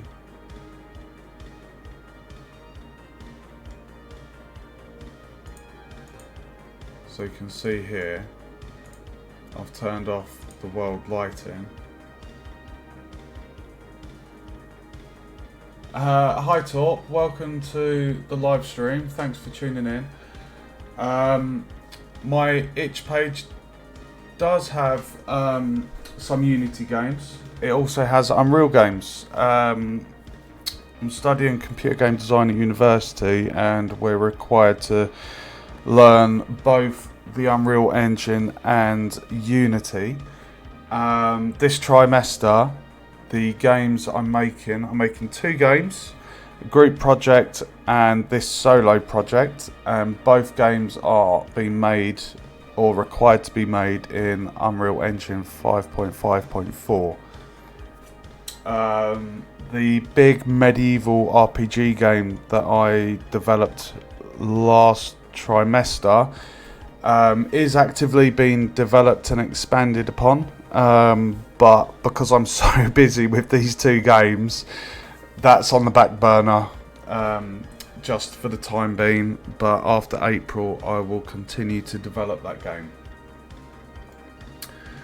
So we've put in the lights. We're just gonna go through the scene. And that is really cool. So that the lights, as you can see, the outside environment, I've turned off the environmental lighting. This is literally just coming from the lights there. And it just adds a really nice... It just adds a really nice glow. And these ones, look at this. This area is meant to be less lit. So that feels really nice, just going around there. And the atrium, yeah, I mean I've used it to make quite a few games. I've lost track of how many games I've made. But yeah, I mean I've in Blender, literally this is just the emissive material here. We've just got 0 on the metallic, 0.6 on the roughness, and then just an emission with a strength of 1. And the material in Unreal, it's already kind of just plugged in the emissive here. It hasn't really done a strength as such.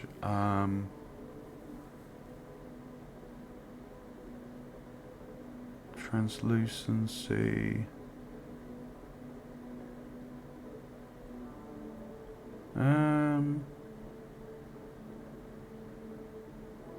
But yeah, like I say, this evening is all about just importing all my assets. There's quite a lot. As you can see, I've got this folder in Blender with all of the bits. So I'm just basically setting up the project tonight. My sugars are low, and also I'm quite exhausted. It's 1:30 in the UK at the moment, and tomorrow's going to be a big day because I'm going to be doing some more modelling in the World War One level that I did last night.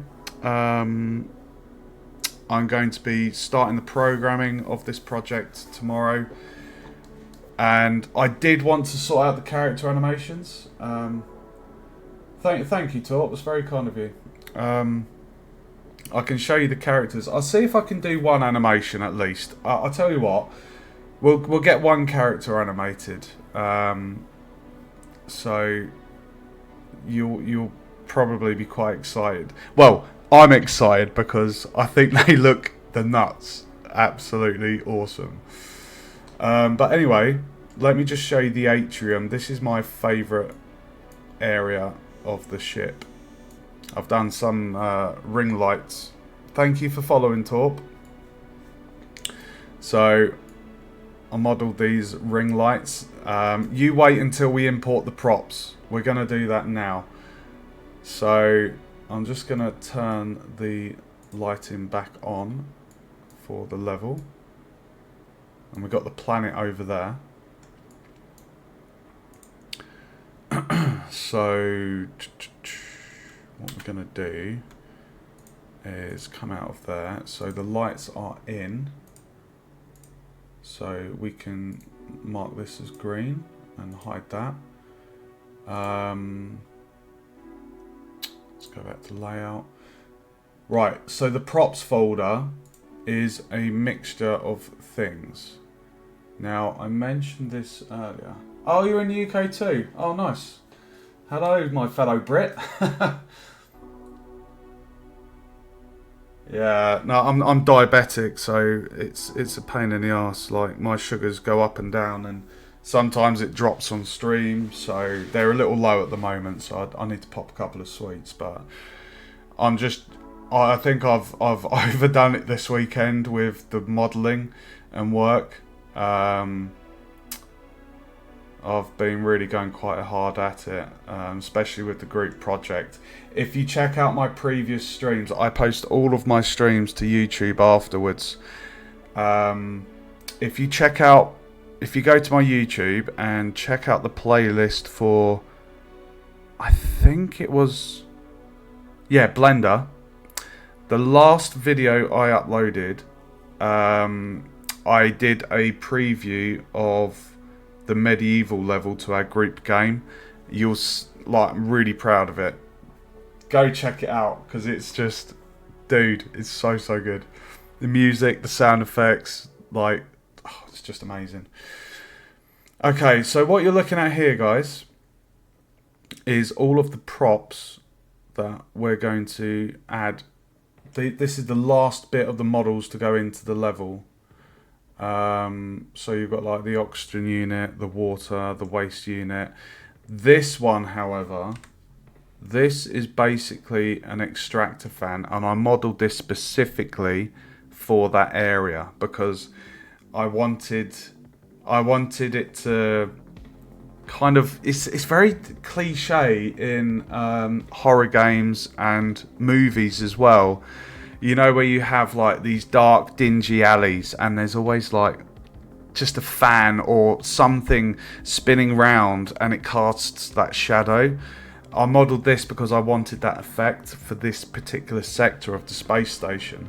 I thought it would be quite, I don't know, just immersive and setting the suspense, you know. So what we need to do with this one is, I'll talk you through it, but first off, let's just double check everything's got the naming right. So everything should be SM_.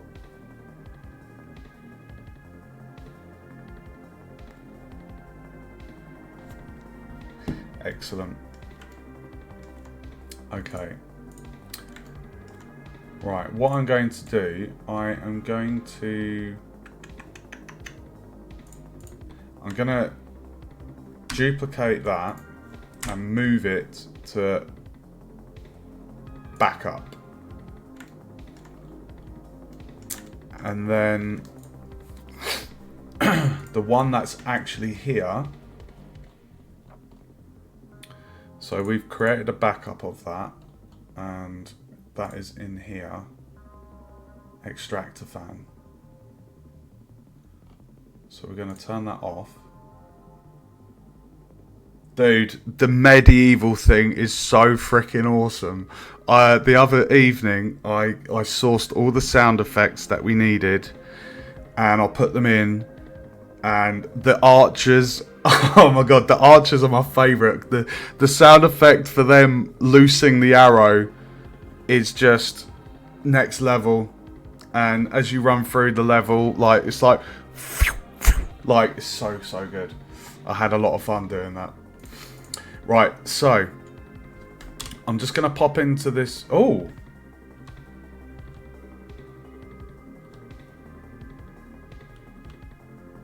hold on a minute. Have I already?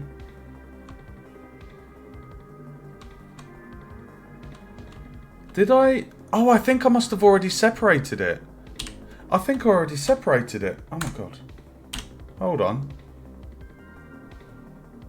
I did. What a clever little bunny. Okay, that saves me a task actually. That saves me a task. Right, okay. Right, what we need to do is...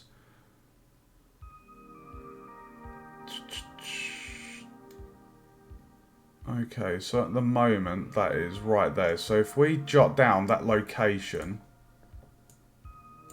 So X is 3,000. Oh, not 30,000. Y is 0 and the Z 113.29. Okay. And then rotation is X 90, Y 0, Z 90.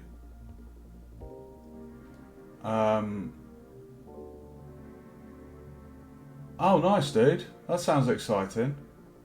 Yes, you will. My medieval RPG that I've got on itch. That's essentially, it's not an MMO, it's a single player RPG, and the last thing I was working on was an inventory system. And the last Unity stream I did, I was working on that and just I got it functional. I think I was just fine-tuning the UI tooltip, which shows the item and a description and things. That's the last thing I was working on.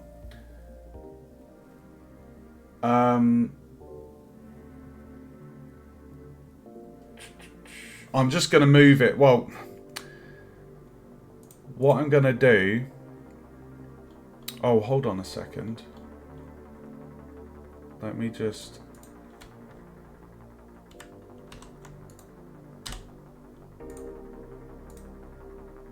Right, what I'm going to do is...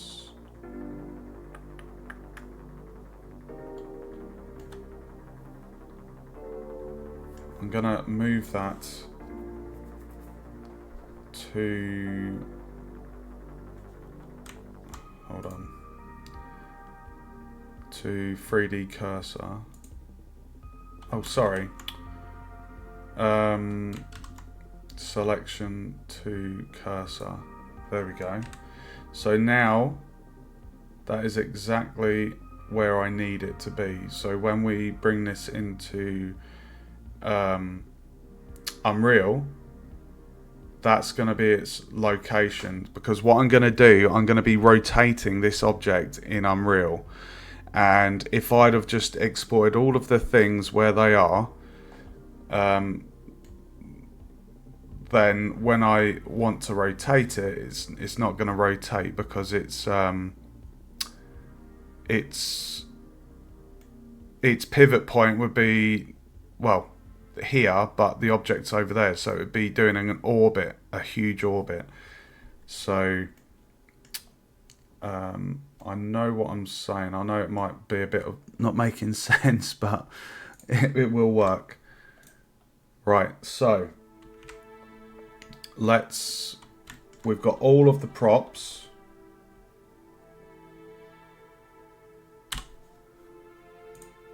This is the last folder to export. I can't wait to show you the robot.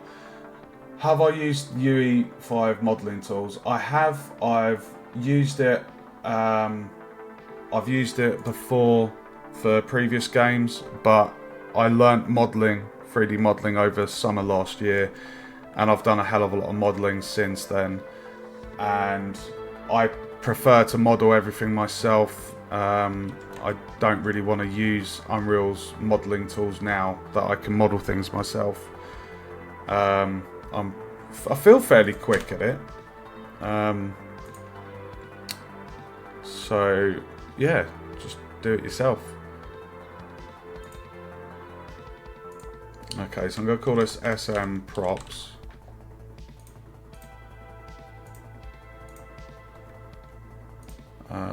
Models.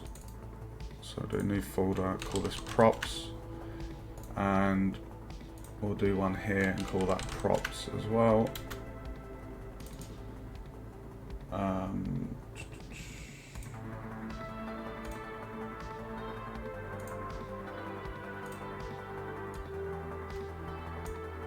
Okay, so we're going to have a fair few materials to go through.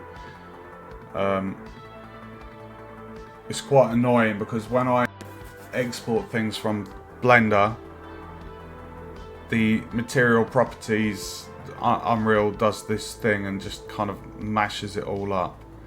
So I then have to go through all the materials and make sure they match what Blender's are set to.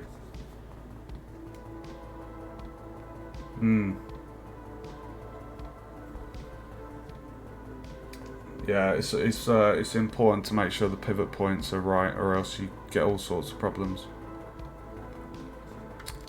Okay, we've got quite a lot of materials here.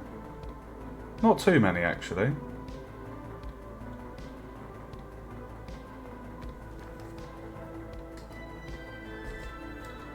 Let's give it a chance to finish what it's doing. Right. I'm sorry about the throat, by the way. I've come down with a really manky cold the past 2 days. Because people don't like covering their mouths. Okay. How many materials? Oh, shut up. 66 materials.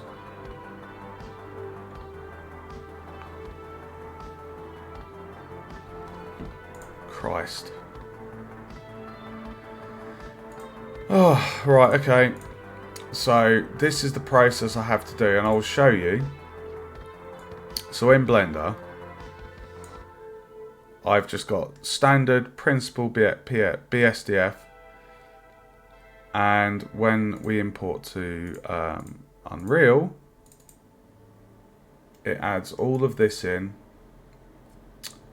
and the material doesn't match how it was in Blender. So if I want it to be a specific shininess and metallic, I have to unplug this and set the value. It's a real pain in the arse, because you can see here, like, you've got this constant, but that's been applied to all of the metallic and the roughness and things, and so it's a real pain having to do this, but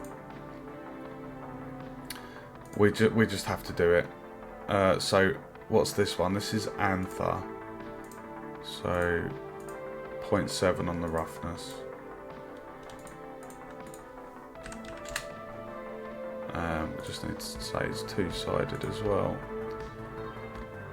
I've got to do this 66 times. Atrium table legs. Atrium table. Where is that?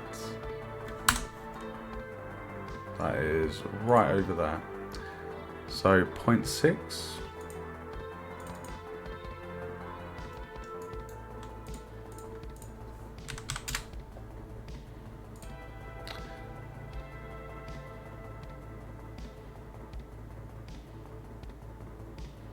Yes, I am. I've just gone plain simple colours.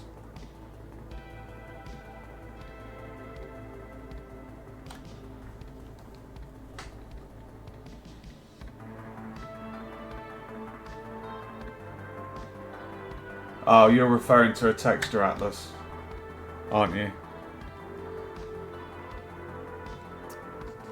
Yeah, I've used the texture atlas for my medieval RPG. But I haven't done that for this. I prefer having just control over all of the different settings. Because with the... Yeah, it's tricky because if you've got like a character and you want certain bits to be metallic...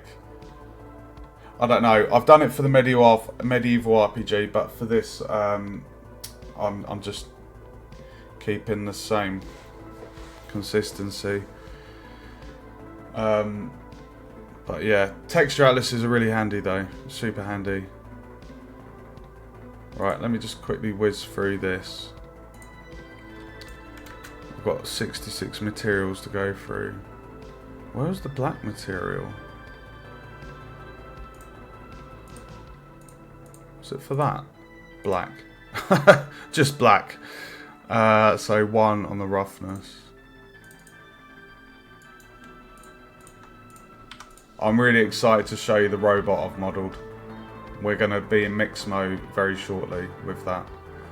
So 1 on the roughness.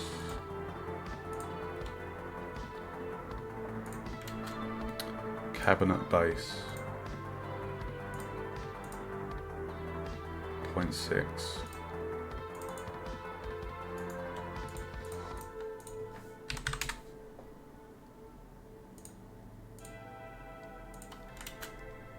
Cabinet base green. That's probably going to be 0.6 as well. Fuck. Yeah, 0.6. Okay.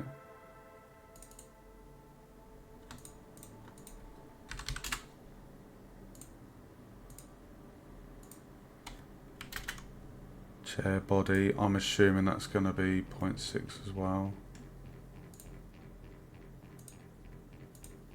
Yeah, I'll just keep 0.6 for all of it. 0.6.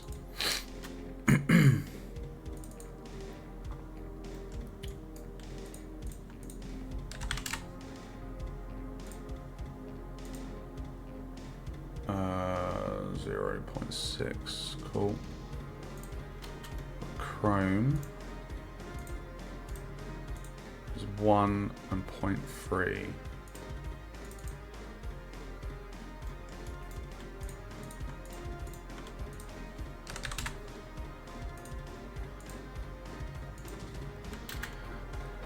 Coffee machine. I had a lot of fun modelling that.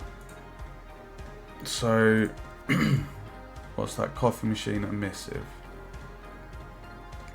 So 0. Oh, it's got quite a strength there, and it's got the colour as well. So 0 and 0.5.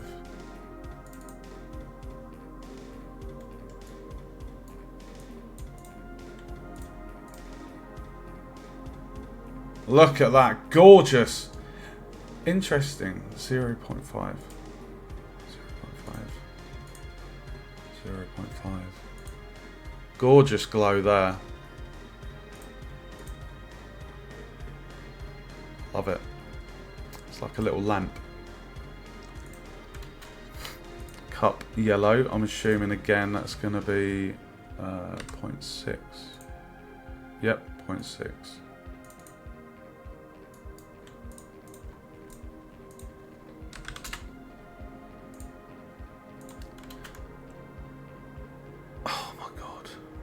dispenser unit body.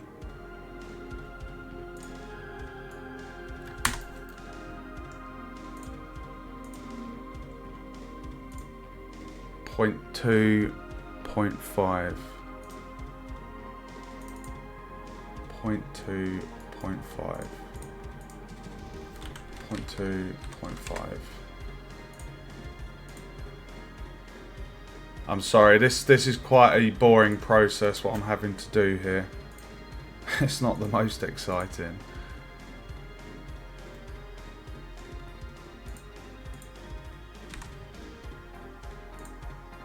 Foliage 0.7.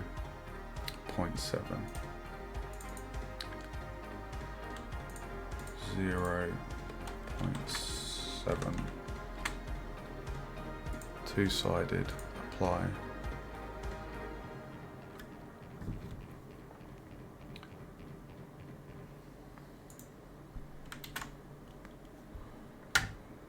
Glass pane. I've already done this one. 0.2.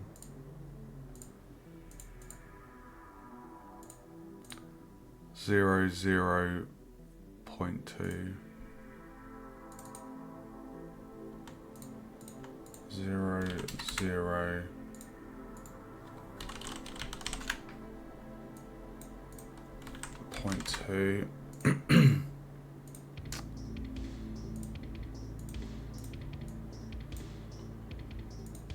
There we go.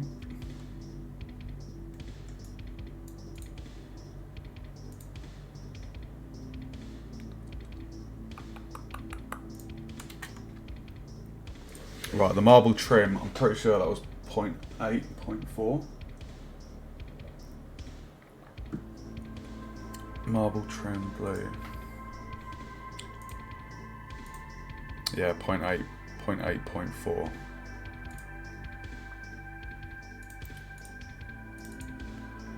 0.8, 0.4. 0.8, 0.4. 0.8.4.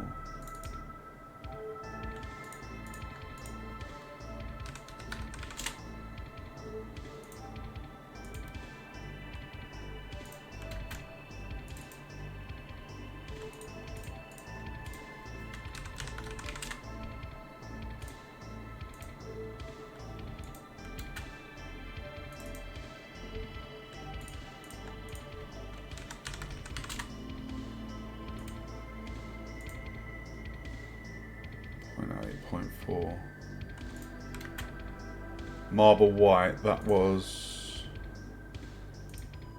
0 and 0.2.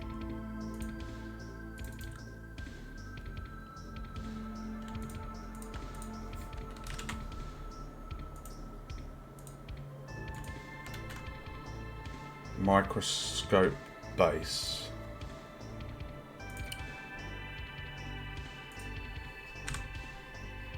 I had a lot of fun modelling this microscope. I had a lot of fun modelling that. I love it so much. Super proud of that. Right, so microscope base. 0 and 0.4. Oh, it's automatically saving.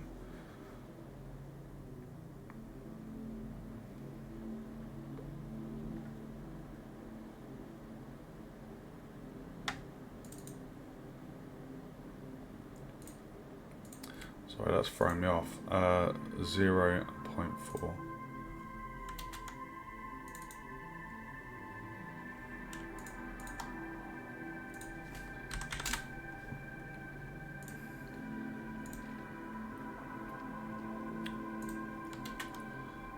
Microscope rubber.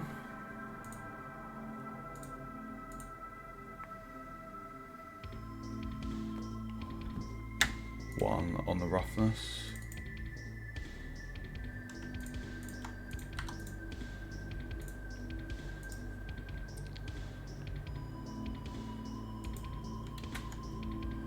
Monitor screen.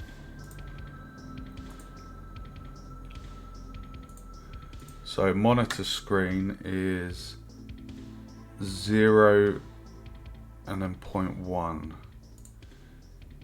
0 and 0.1. 0.1.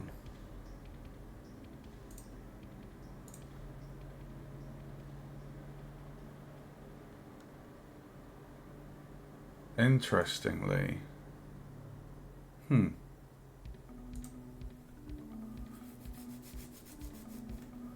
see, what's really confusing is there's black, then there's this, and then there's that, and I think it was actually that bottom black, because you can kind of see the colour of it there.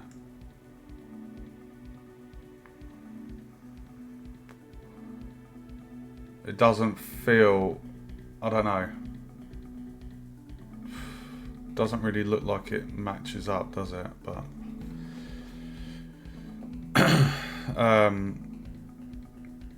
so 0 and then 0.1.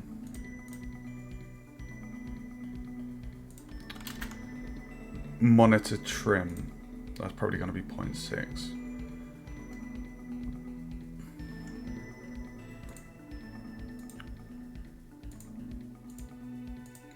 Yeah, 0.6.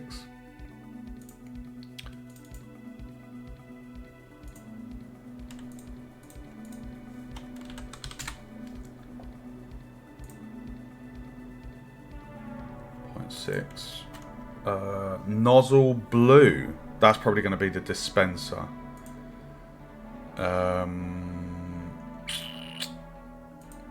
Nozzle red. So 0.5 and 1.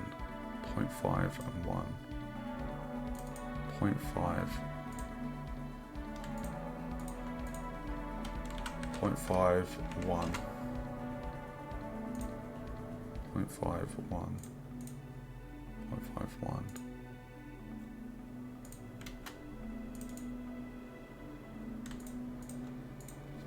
0.5, 1. 0.5, 1. Oh, two-sided. Just check the other one is two-sided as well. Yeah. 0.5, 0.5, 1. I'm just going to save all just in case. Right, oxygen unit body.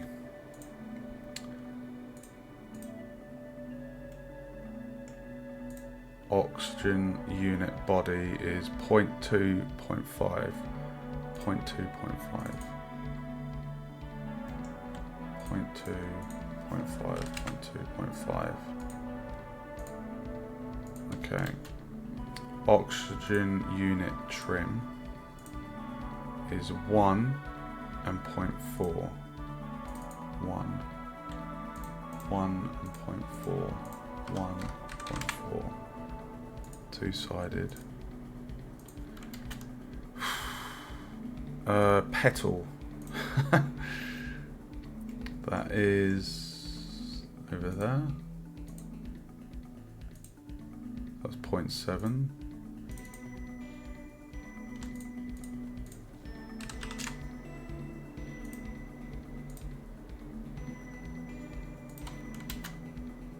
Petri dish. Okay.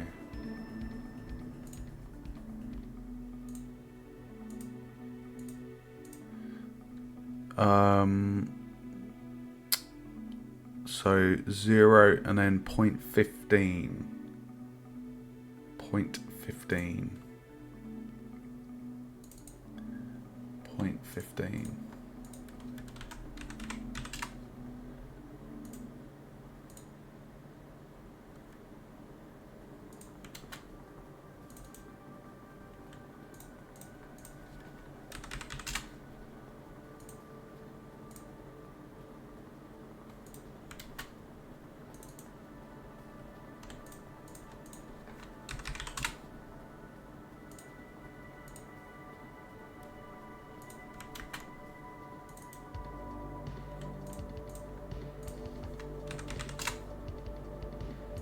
Oh, forgot to tick two-sided.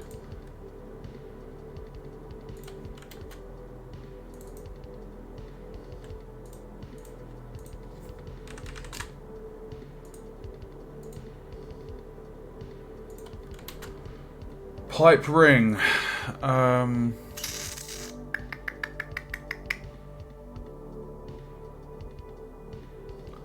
my god, what object? Oh, that will be that. So 0.6, 0.6, 0.4, 0.6, 0.4.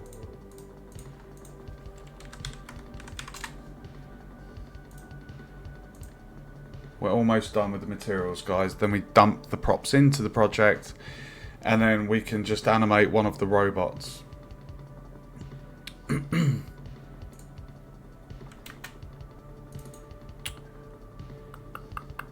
Two-sided. Pipe unit body.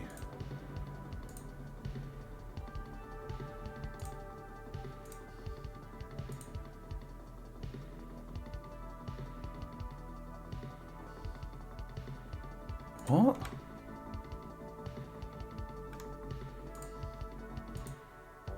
What? Pipe unit body? Pipe unit body. Pipe unit body.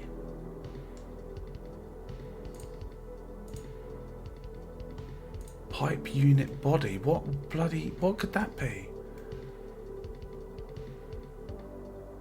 I would have thought it would have been that. Pipe unit body.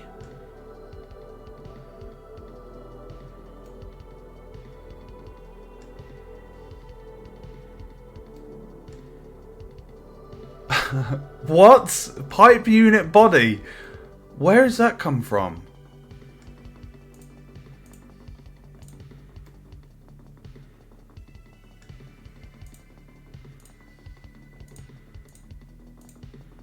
Pipe unit body, there we go. Bloody hell.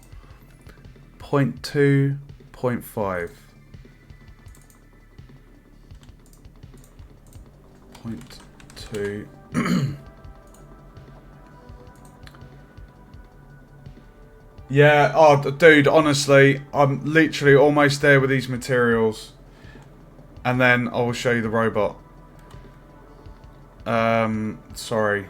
I know this is boring as hell, but this has to be done. Pipe unit trim. Pipe unit trim. So 1 and 0.4.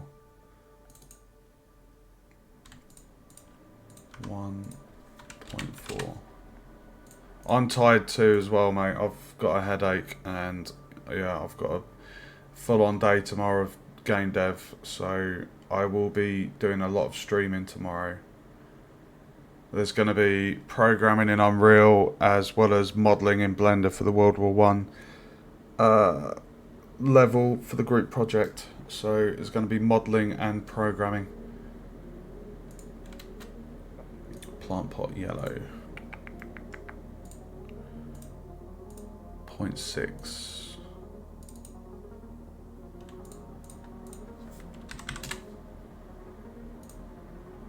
0.6.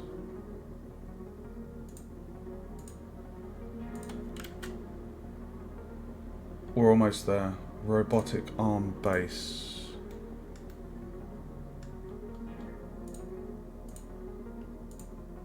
0.6. Should have guessed that.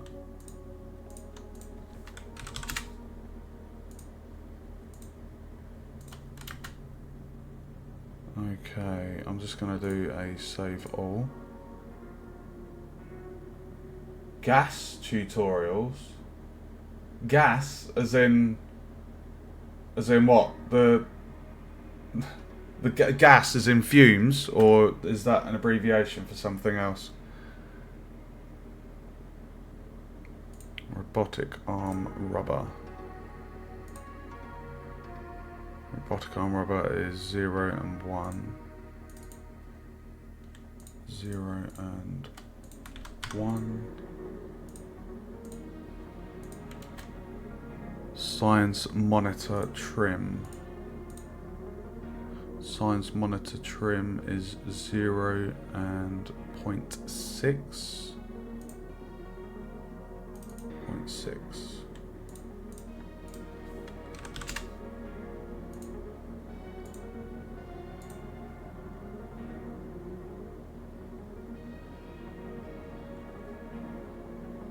Gameplay ability systems.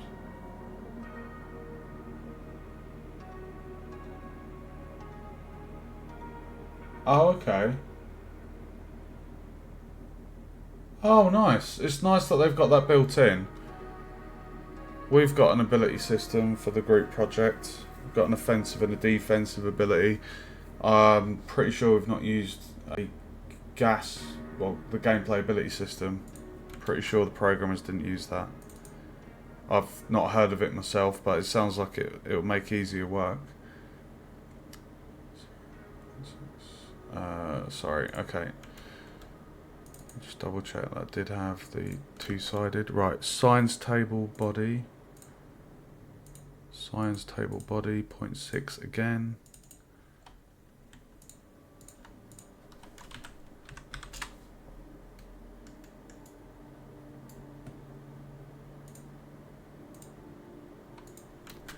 Sofa base. Oh my god, I love my sofas. Sofa base, so that's 0.65. 0.65. 0.65.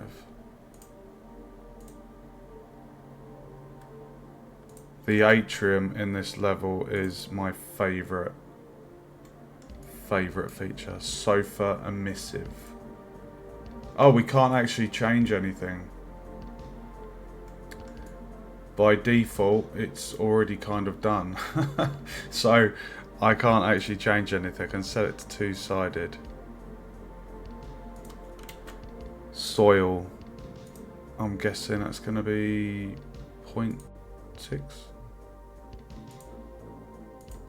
No, it's 1.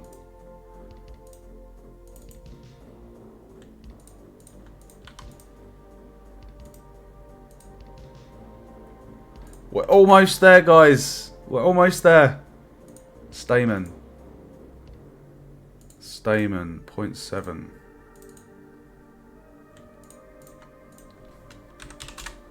Almost at the end of this tunnel. We're on S. What's next? Steel B. Okay, Steel B. Is that going to be over here? Or would it be over that? Steel B. Oh no, it'll probably be on here. No. No, it'll be on this. There we go, Steel B. Okay. So Steel B. Steel B is 1 and 0.4. 1 and 0.4. I'm assuming it'll be the same for Steel C. Steel C is going to be Steel C 1 and 0.6. 1.6. We're almost done, guys. I'm so sorry about this. Nearly 3-hour job importing all of this.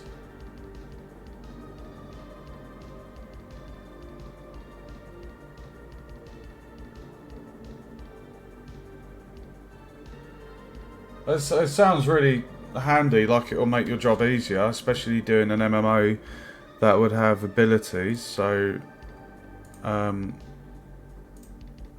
I'm interested. I might read up in my spare time, because it's not something I've heard of. But the version we're using for university is 5.5.4. So if gas isn't, if that's more a newer feature of a newer version of Unreal, then we wouldn't even be able to benefit from it. With university, you have to use a specific version of Unreal. You can't use a later version, or else you could fail.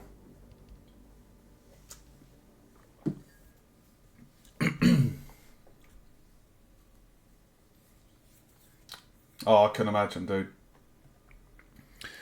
Right, STEM is 0.7.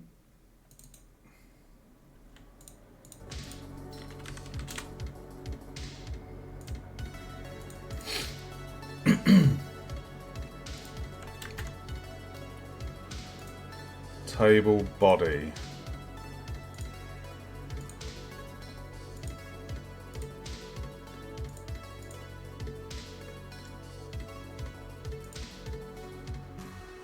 Table body 0.6.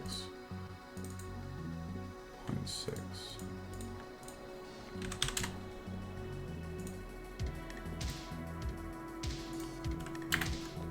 Teleporter base.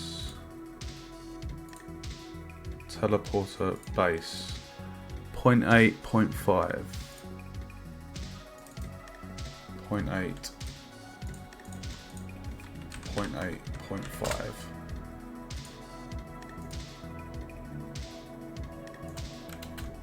Teleporter center. Oh! Teleporter center. So that's 0.2,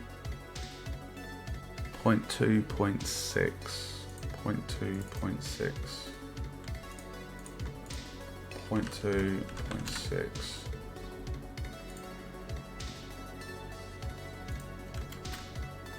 Teleporter emissive again. Yeah, I can't change anything on there.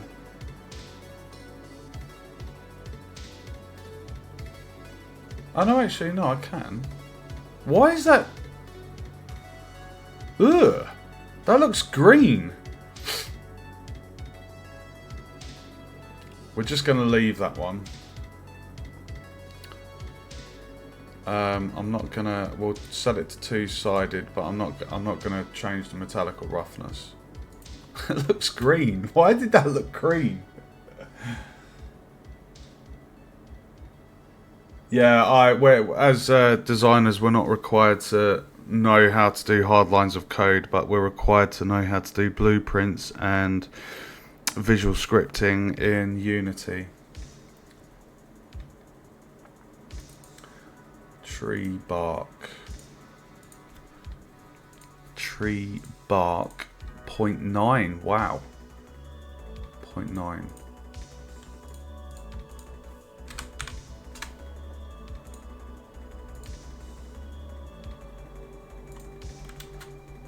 Tree fruit. Has that got an emissive? Yes, it does. Okay, we'll leave that one. Tree thorns.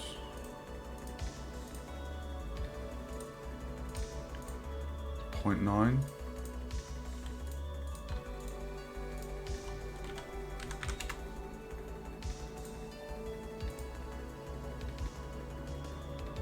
Near Cambridge.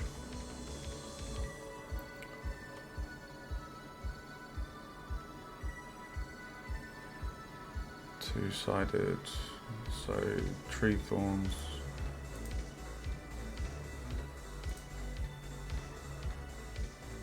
It's kind of 0 and 0.9. 0.9.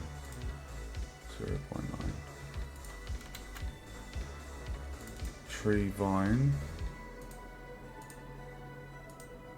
0.9 again.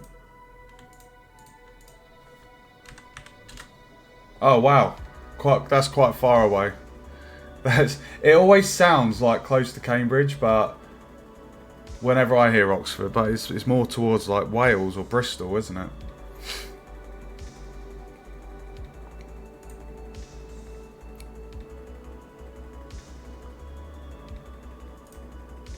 Uh, 0.9. Two-sided. Right, we are literally almost at the end. We've got the last few materials here, guys. Vial fluid. So that is in the science area.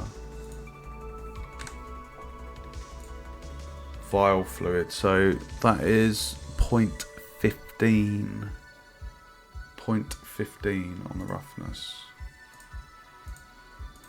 0.15 and 0. 0.15.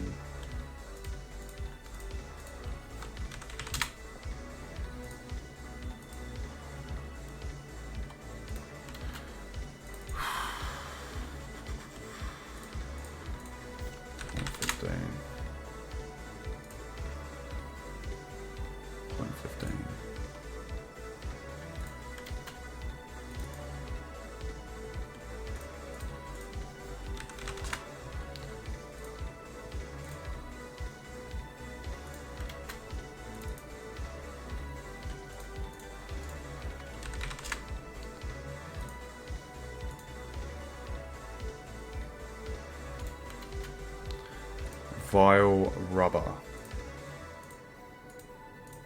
1 on the roughness.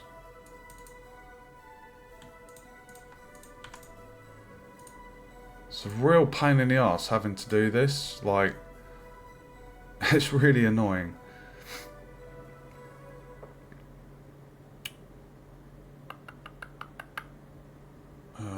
Two-sided, yeah. Wall panel base. What is that for? Wall panel. Oh, that's the things. Wall panel base. 0.3, 0.5, 0.3, 0.5, 0.3, 0.5, 0.3, 0.5.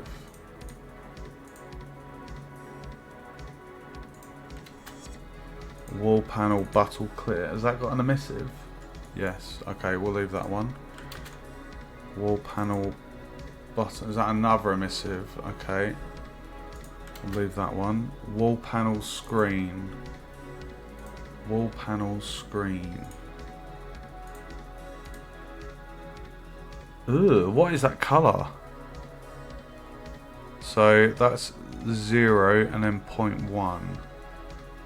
So 0.1.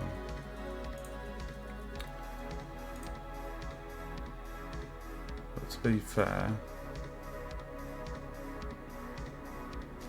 again, I don't understand this. Look, the principal BSDF in Blender is that, and then Unreal does all this,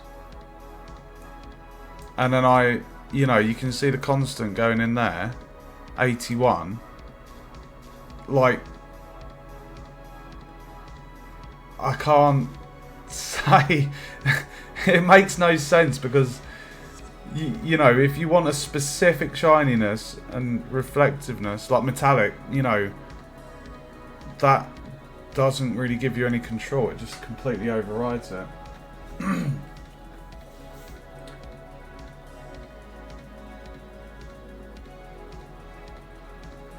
Oh, nice, dude.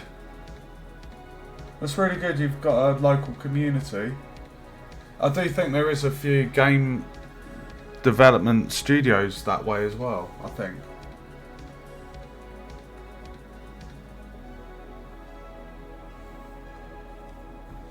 Well, I'm almost at the end of this, literally, so I'm almost at the end. Water. 0.4.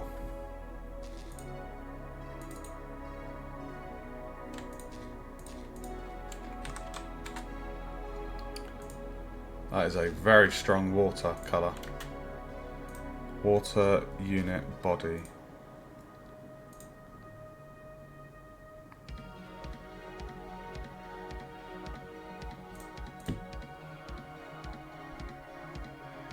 Point 2, 0.5. 0.2, 0.5.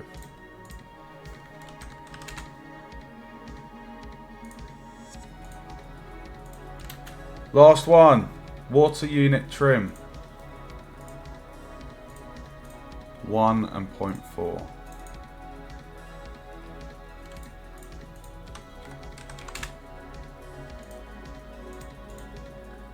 Bloody hell. We're done. Oh my god. Never again. That was 66 materials. Yeah, I've heard of a few companies in Guildford as well. Cheers, dude. I needed that. Okay, so if we now filter this by static mesh, we can see all of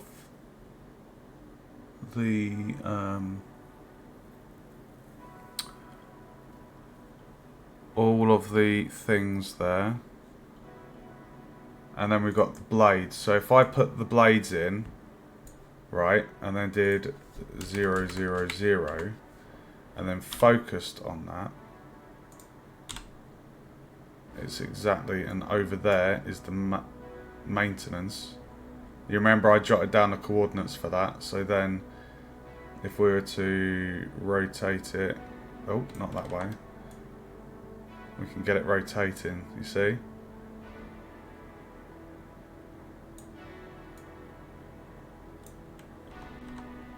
Okay, so what I'm going to do, I'm just going to delete that. And what we're going to do is we're going to... Oh, actually, no, I can put them all in. So everything has its place because I set the transform on the export from Blender. So we're going to Control A. We're going to drop them in there. Let's give it a second. And then we're going to go 0, 0, 0. So everything... Whoa! Wow. Oh, that looks really pucker. Look at that glow on the teleporter. Oh, okay, yeah, that looks so good. Is that how it looks in here though? Oh yeah, it was. Okay. That is a really nice glow. Okay, so if we just move these into the props folder, and then what we're going to do is, do you remember I jotted down the coordinates? So if I do, it was 3000 on the X, and on the Z it was 113.29, and then if I press F to focus on that object, look at that, it is exactly, you see that? It's right in between where I needed it to be.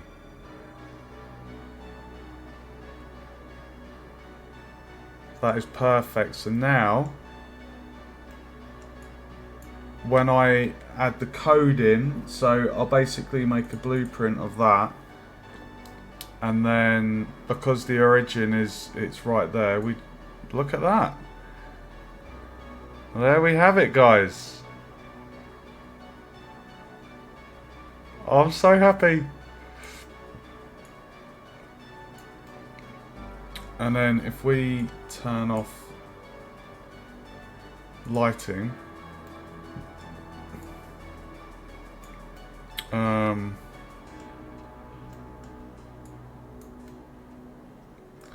the idea is that as that gets turned, yes I am, and then just set it to rotate on game tick. So yeah, or add a rotating component. And yeah, what we'll do is we'll, like I say, the lights have an emissive. If we turn the lighting back on, it's something I need to play around with. And the great thing is, all of these assets and everything is in Blender.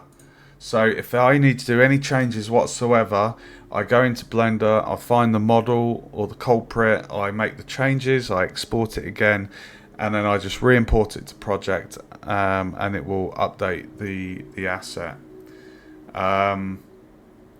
So yeah, the idea was that with this propeller just spinning around, it just basically casts a nice shadow. But super happy that worked as planned, just jotting down the coordinates there, and yeah, it's exactly where I need it to be. So if I just give you a little tour, the grand tour.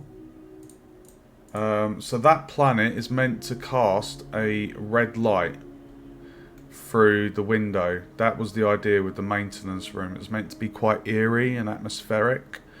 So I need to play around with that, but we will do that tomorrow.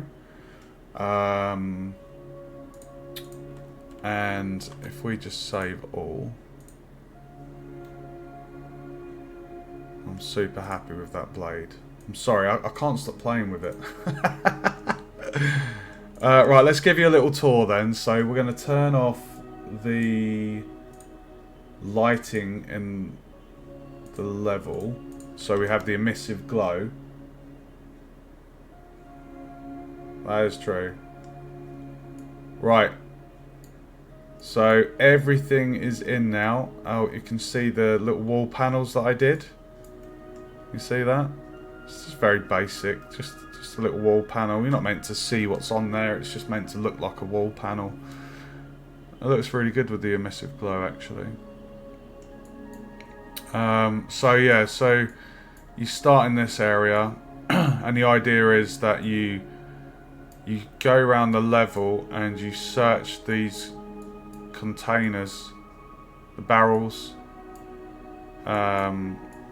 these lockers, and these crates, and the idea is that you will find these creatures.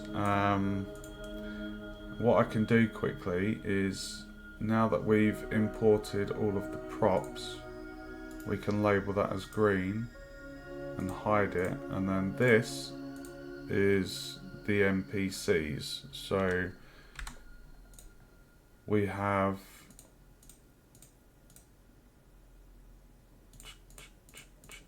this is the patrolling robot. So you have two types of robots that patrol the ship, and your job is to basically locate the creatures that are being enslaved by the robots, and the creatures are hiding in the containers on the ship. So you have that robot and then this robot that will patrol, and these are the little creatures. So there's 4 to find. So that's Gelatino, and then you have Gekanda, that was Octonymph, and then that's Bearcoon. It's just terrifying. It's terrifying. He's like a bit of an abomination. I don't know what I made there. It was meant to be like a raccoon with a raccoon head with a body of a bear, but it kind of looks like a mixture of Sonic the Hedgehog with a rat and a raccoon. I really don't know what I modelled there, but it's an abomination. But they're meant to look like alien creatures, so I did the job there. Goal achieved. But I'm super proud of the robots. Like, I'm really happy with those. So yeah, and look, I feel this looks so... I'm really happy with what I've modelled here. All of this I've modelled myself. It looks so freaking awesome. We got the science. So this area is the science sector of the spaceship. Through here is the office area. And we've got these glass panels. What I might do is increase the opacity so it's a bit less transparent. So yeah, it's just a working sector, and then you've got this storage bit out the back. I've shown you the central hub. This is where you return the creatures to save them. And you've obviously seen the maintenance sector. As you can see, we've got the lights. I can actually... These were actually meant to be a little less... they're definitely too bright, because they weren't that bright when I was making them in Blender. And this is my favourite room. Let me just check Blender quickly, because I think it was lights, and then if we just go on here, so the light panel,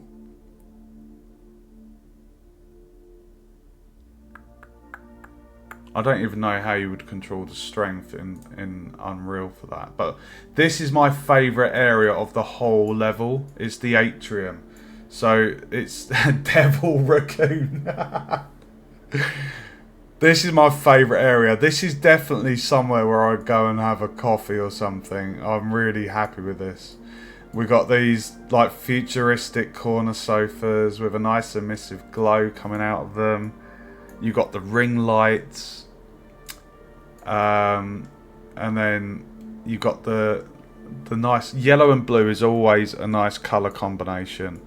So I put in a bit of colour by having these plant pots on these like plinths, And then the coffee machine, I had a lot of fun modelling that.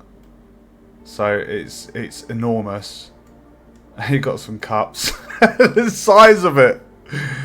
But I just love it. It looks cool. And then the tabletop is like a reflective surface, so you get the bit of the reflection from the coffee machine in there.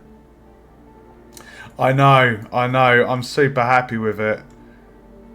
I think I had a look online for like a corner sofa, just to get an idea for a rough shape, mainly just for like the cushiony bits, but the edge surround with the chrome and the glow, yeah, I'm super. This is my favorite sector. It's so freaking cool. I'm so happy with how I've designed this. Every sector's different. You got the office, you've got the atrium, you've got the maintenance, and the science sector as well. Like, you know, I think I've done a really good job here. I'm not bigging myself up, but I'm just super happy with it. You know, like these microscopes. I had so much fun modelling those. I'd never modelled one before. It took a little while. I can't remember how long it took, but you know, it fits with the environment, and that robotic arm as well. Every sector of this space station feels relevant.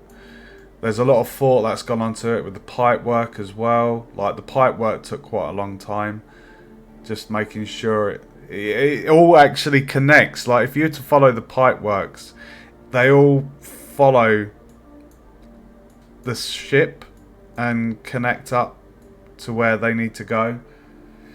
So yeah, that is all of the props imported to project.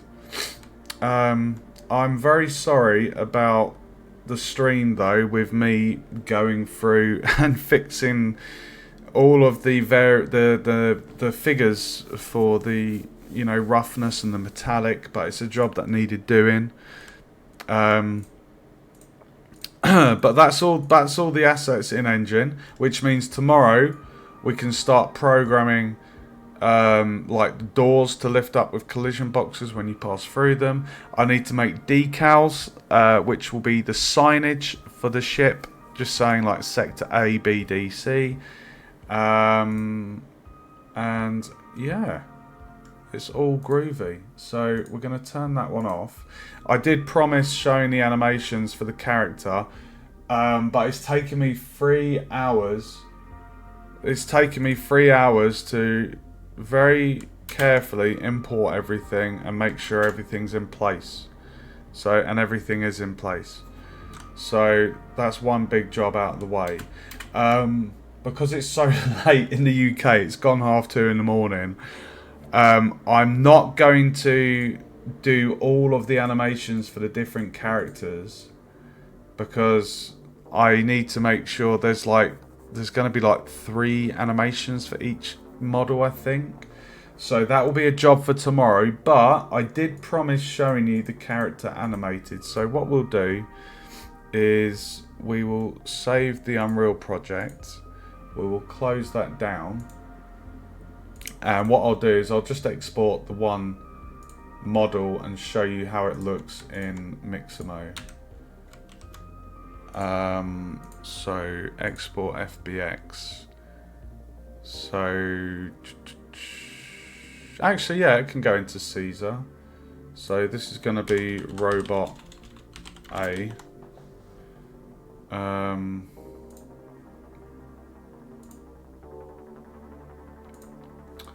And then I will upload that character. So robot A. Here we go. Oh.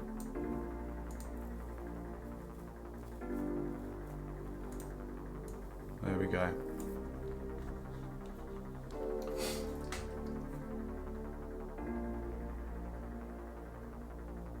Oh Christ.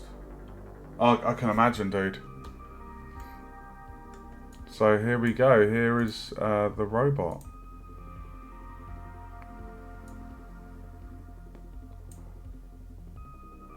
raring for a fight by the looks of it. And as you can see, if I just show you, you can see in Blender, it has these emissive parts on it. So on the forearm and the eye, they're emissive, and that's with the material preview. So Mixamo is by default, it always makes it really dark. Like, so it will be brighter than that. But if we, like, I don't know why I've gone for a female walking model there. But yeah, this... What is this one? What is this one? A sneaking robot. Oh, that's brilliant. I could use that for, like, the little creatures that I modelled.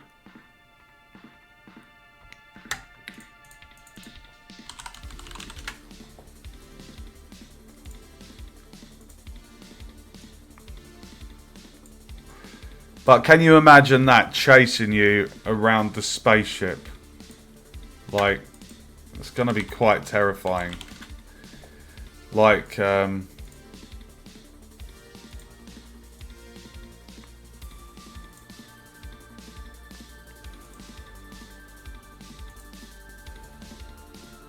it's almost a bit like the game Soma by Frictional Games, the people that did Amnesia: The Dark Descent.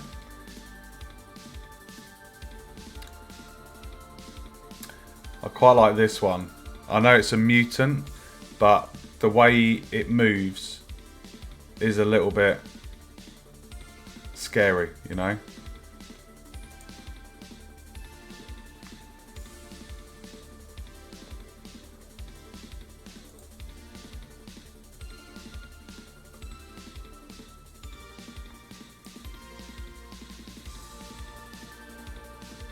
We could use that animation actually for picking up the creatures, because the creatures, the height of the creature is that big, so it's basically around his waist. So where his knees are, providing his hands go to his kneecaps, which is about there. That's a really good animation for looking like, if we bring the arm space in, actually, we go for 35.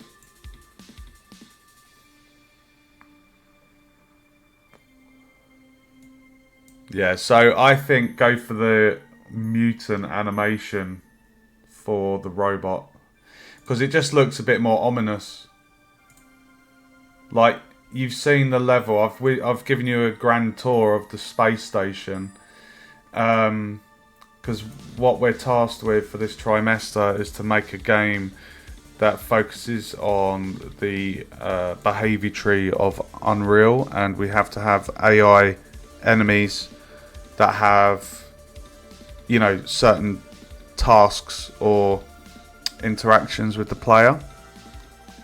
And I've kind of gone like quite big scale with my one. I've not just gone for bare bones basic. I've got 2 different patrolling robots that have different logic, and I also have 4 individual creatures that also behave differently. So they've got like their own, like one of like, they're going to follow the player. They're going to get captured by the robot. If they get it, they also move slower. When you find a creature, they move at a slower speed than the player. So you have to escort them and wait for them. Like, you can't just speed through the level.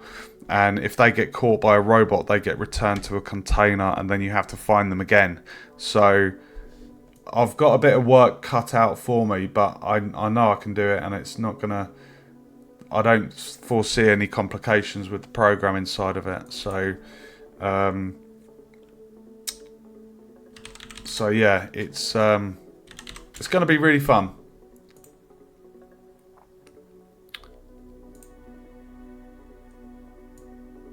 But I'm so happy with the model. Like, it's... Like, you can't see the emissive in Mixamo, but... Yeah. I've never done a game jam. That's one thing I haven't done. I would like to do one over the summer. I just, at the moment, with the 2 projects I'm working on for uni, my hands are so full. Like, I'm just full on in modelling and engine, so it's just full on.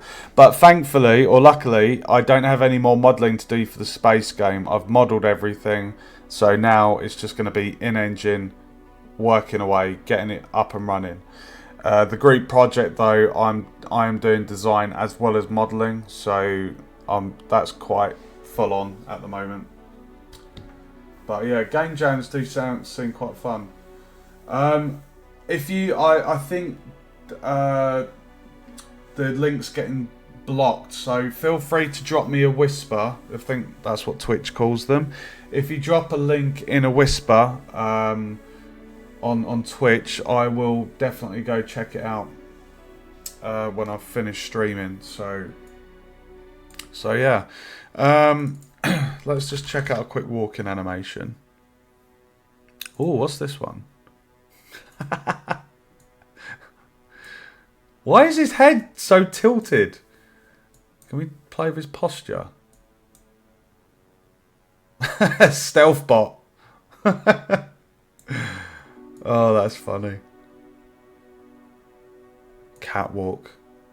How's a catwalk? I'll tell you what, sometimes you get a bit carried away with Mixamo and you just... you can just have so much fun just flipping through the animations, seeing your character come to life. Oh, that is brilliant.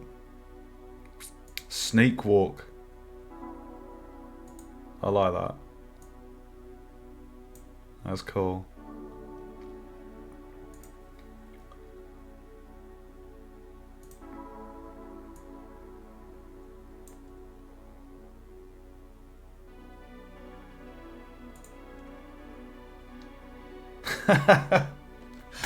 Right, okay guys, so we're going to end it on that note. I hope you've enjoyed this stream. I'm sorry it's not been the most exciting.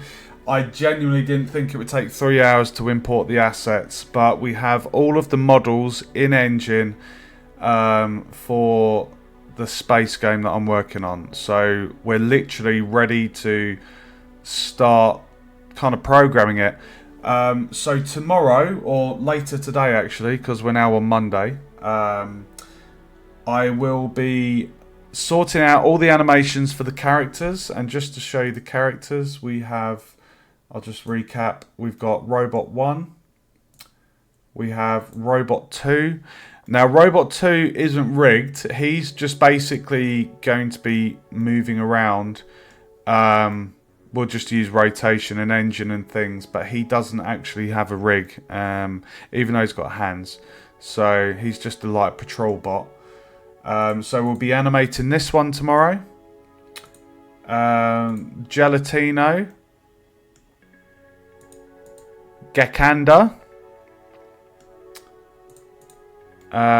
Octo Nymph. Now this one looks amazing. He's a cross with an octopus head and a jungle nymph stick insect. So he's got like a carapace and he's got wings. And there is a flying animation. So this particular model can actually have a flying animation, and it would make sense for him to have that. A troll game. Catwalk, yeah.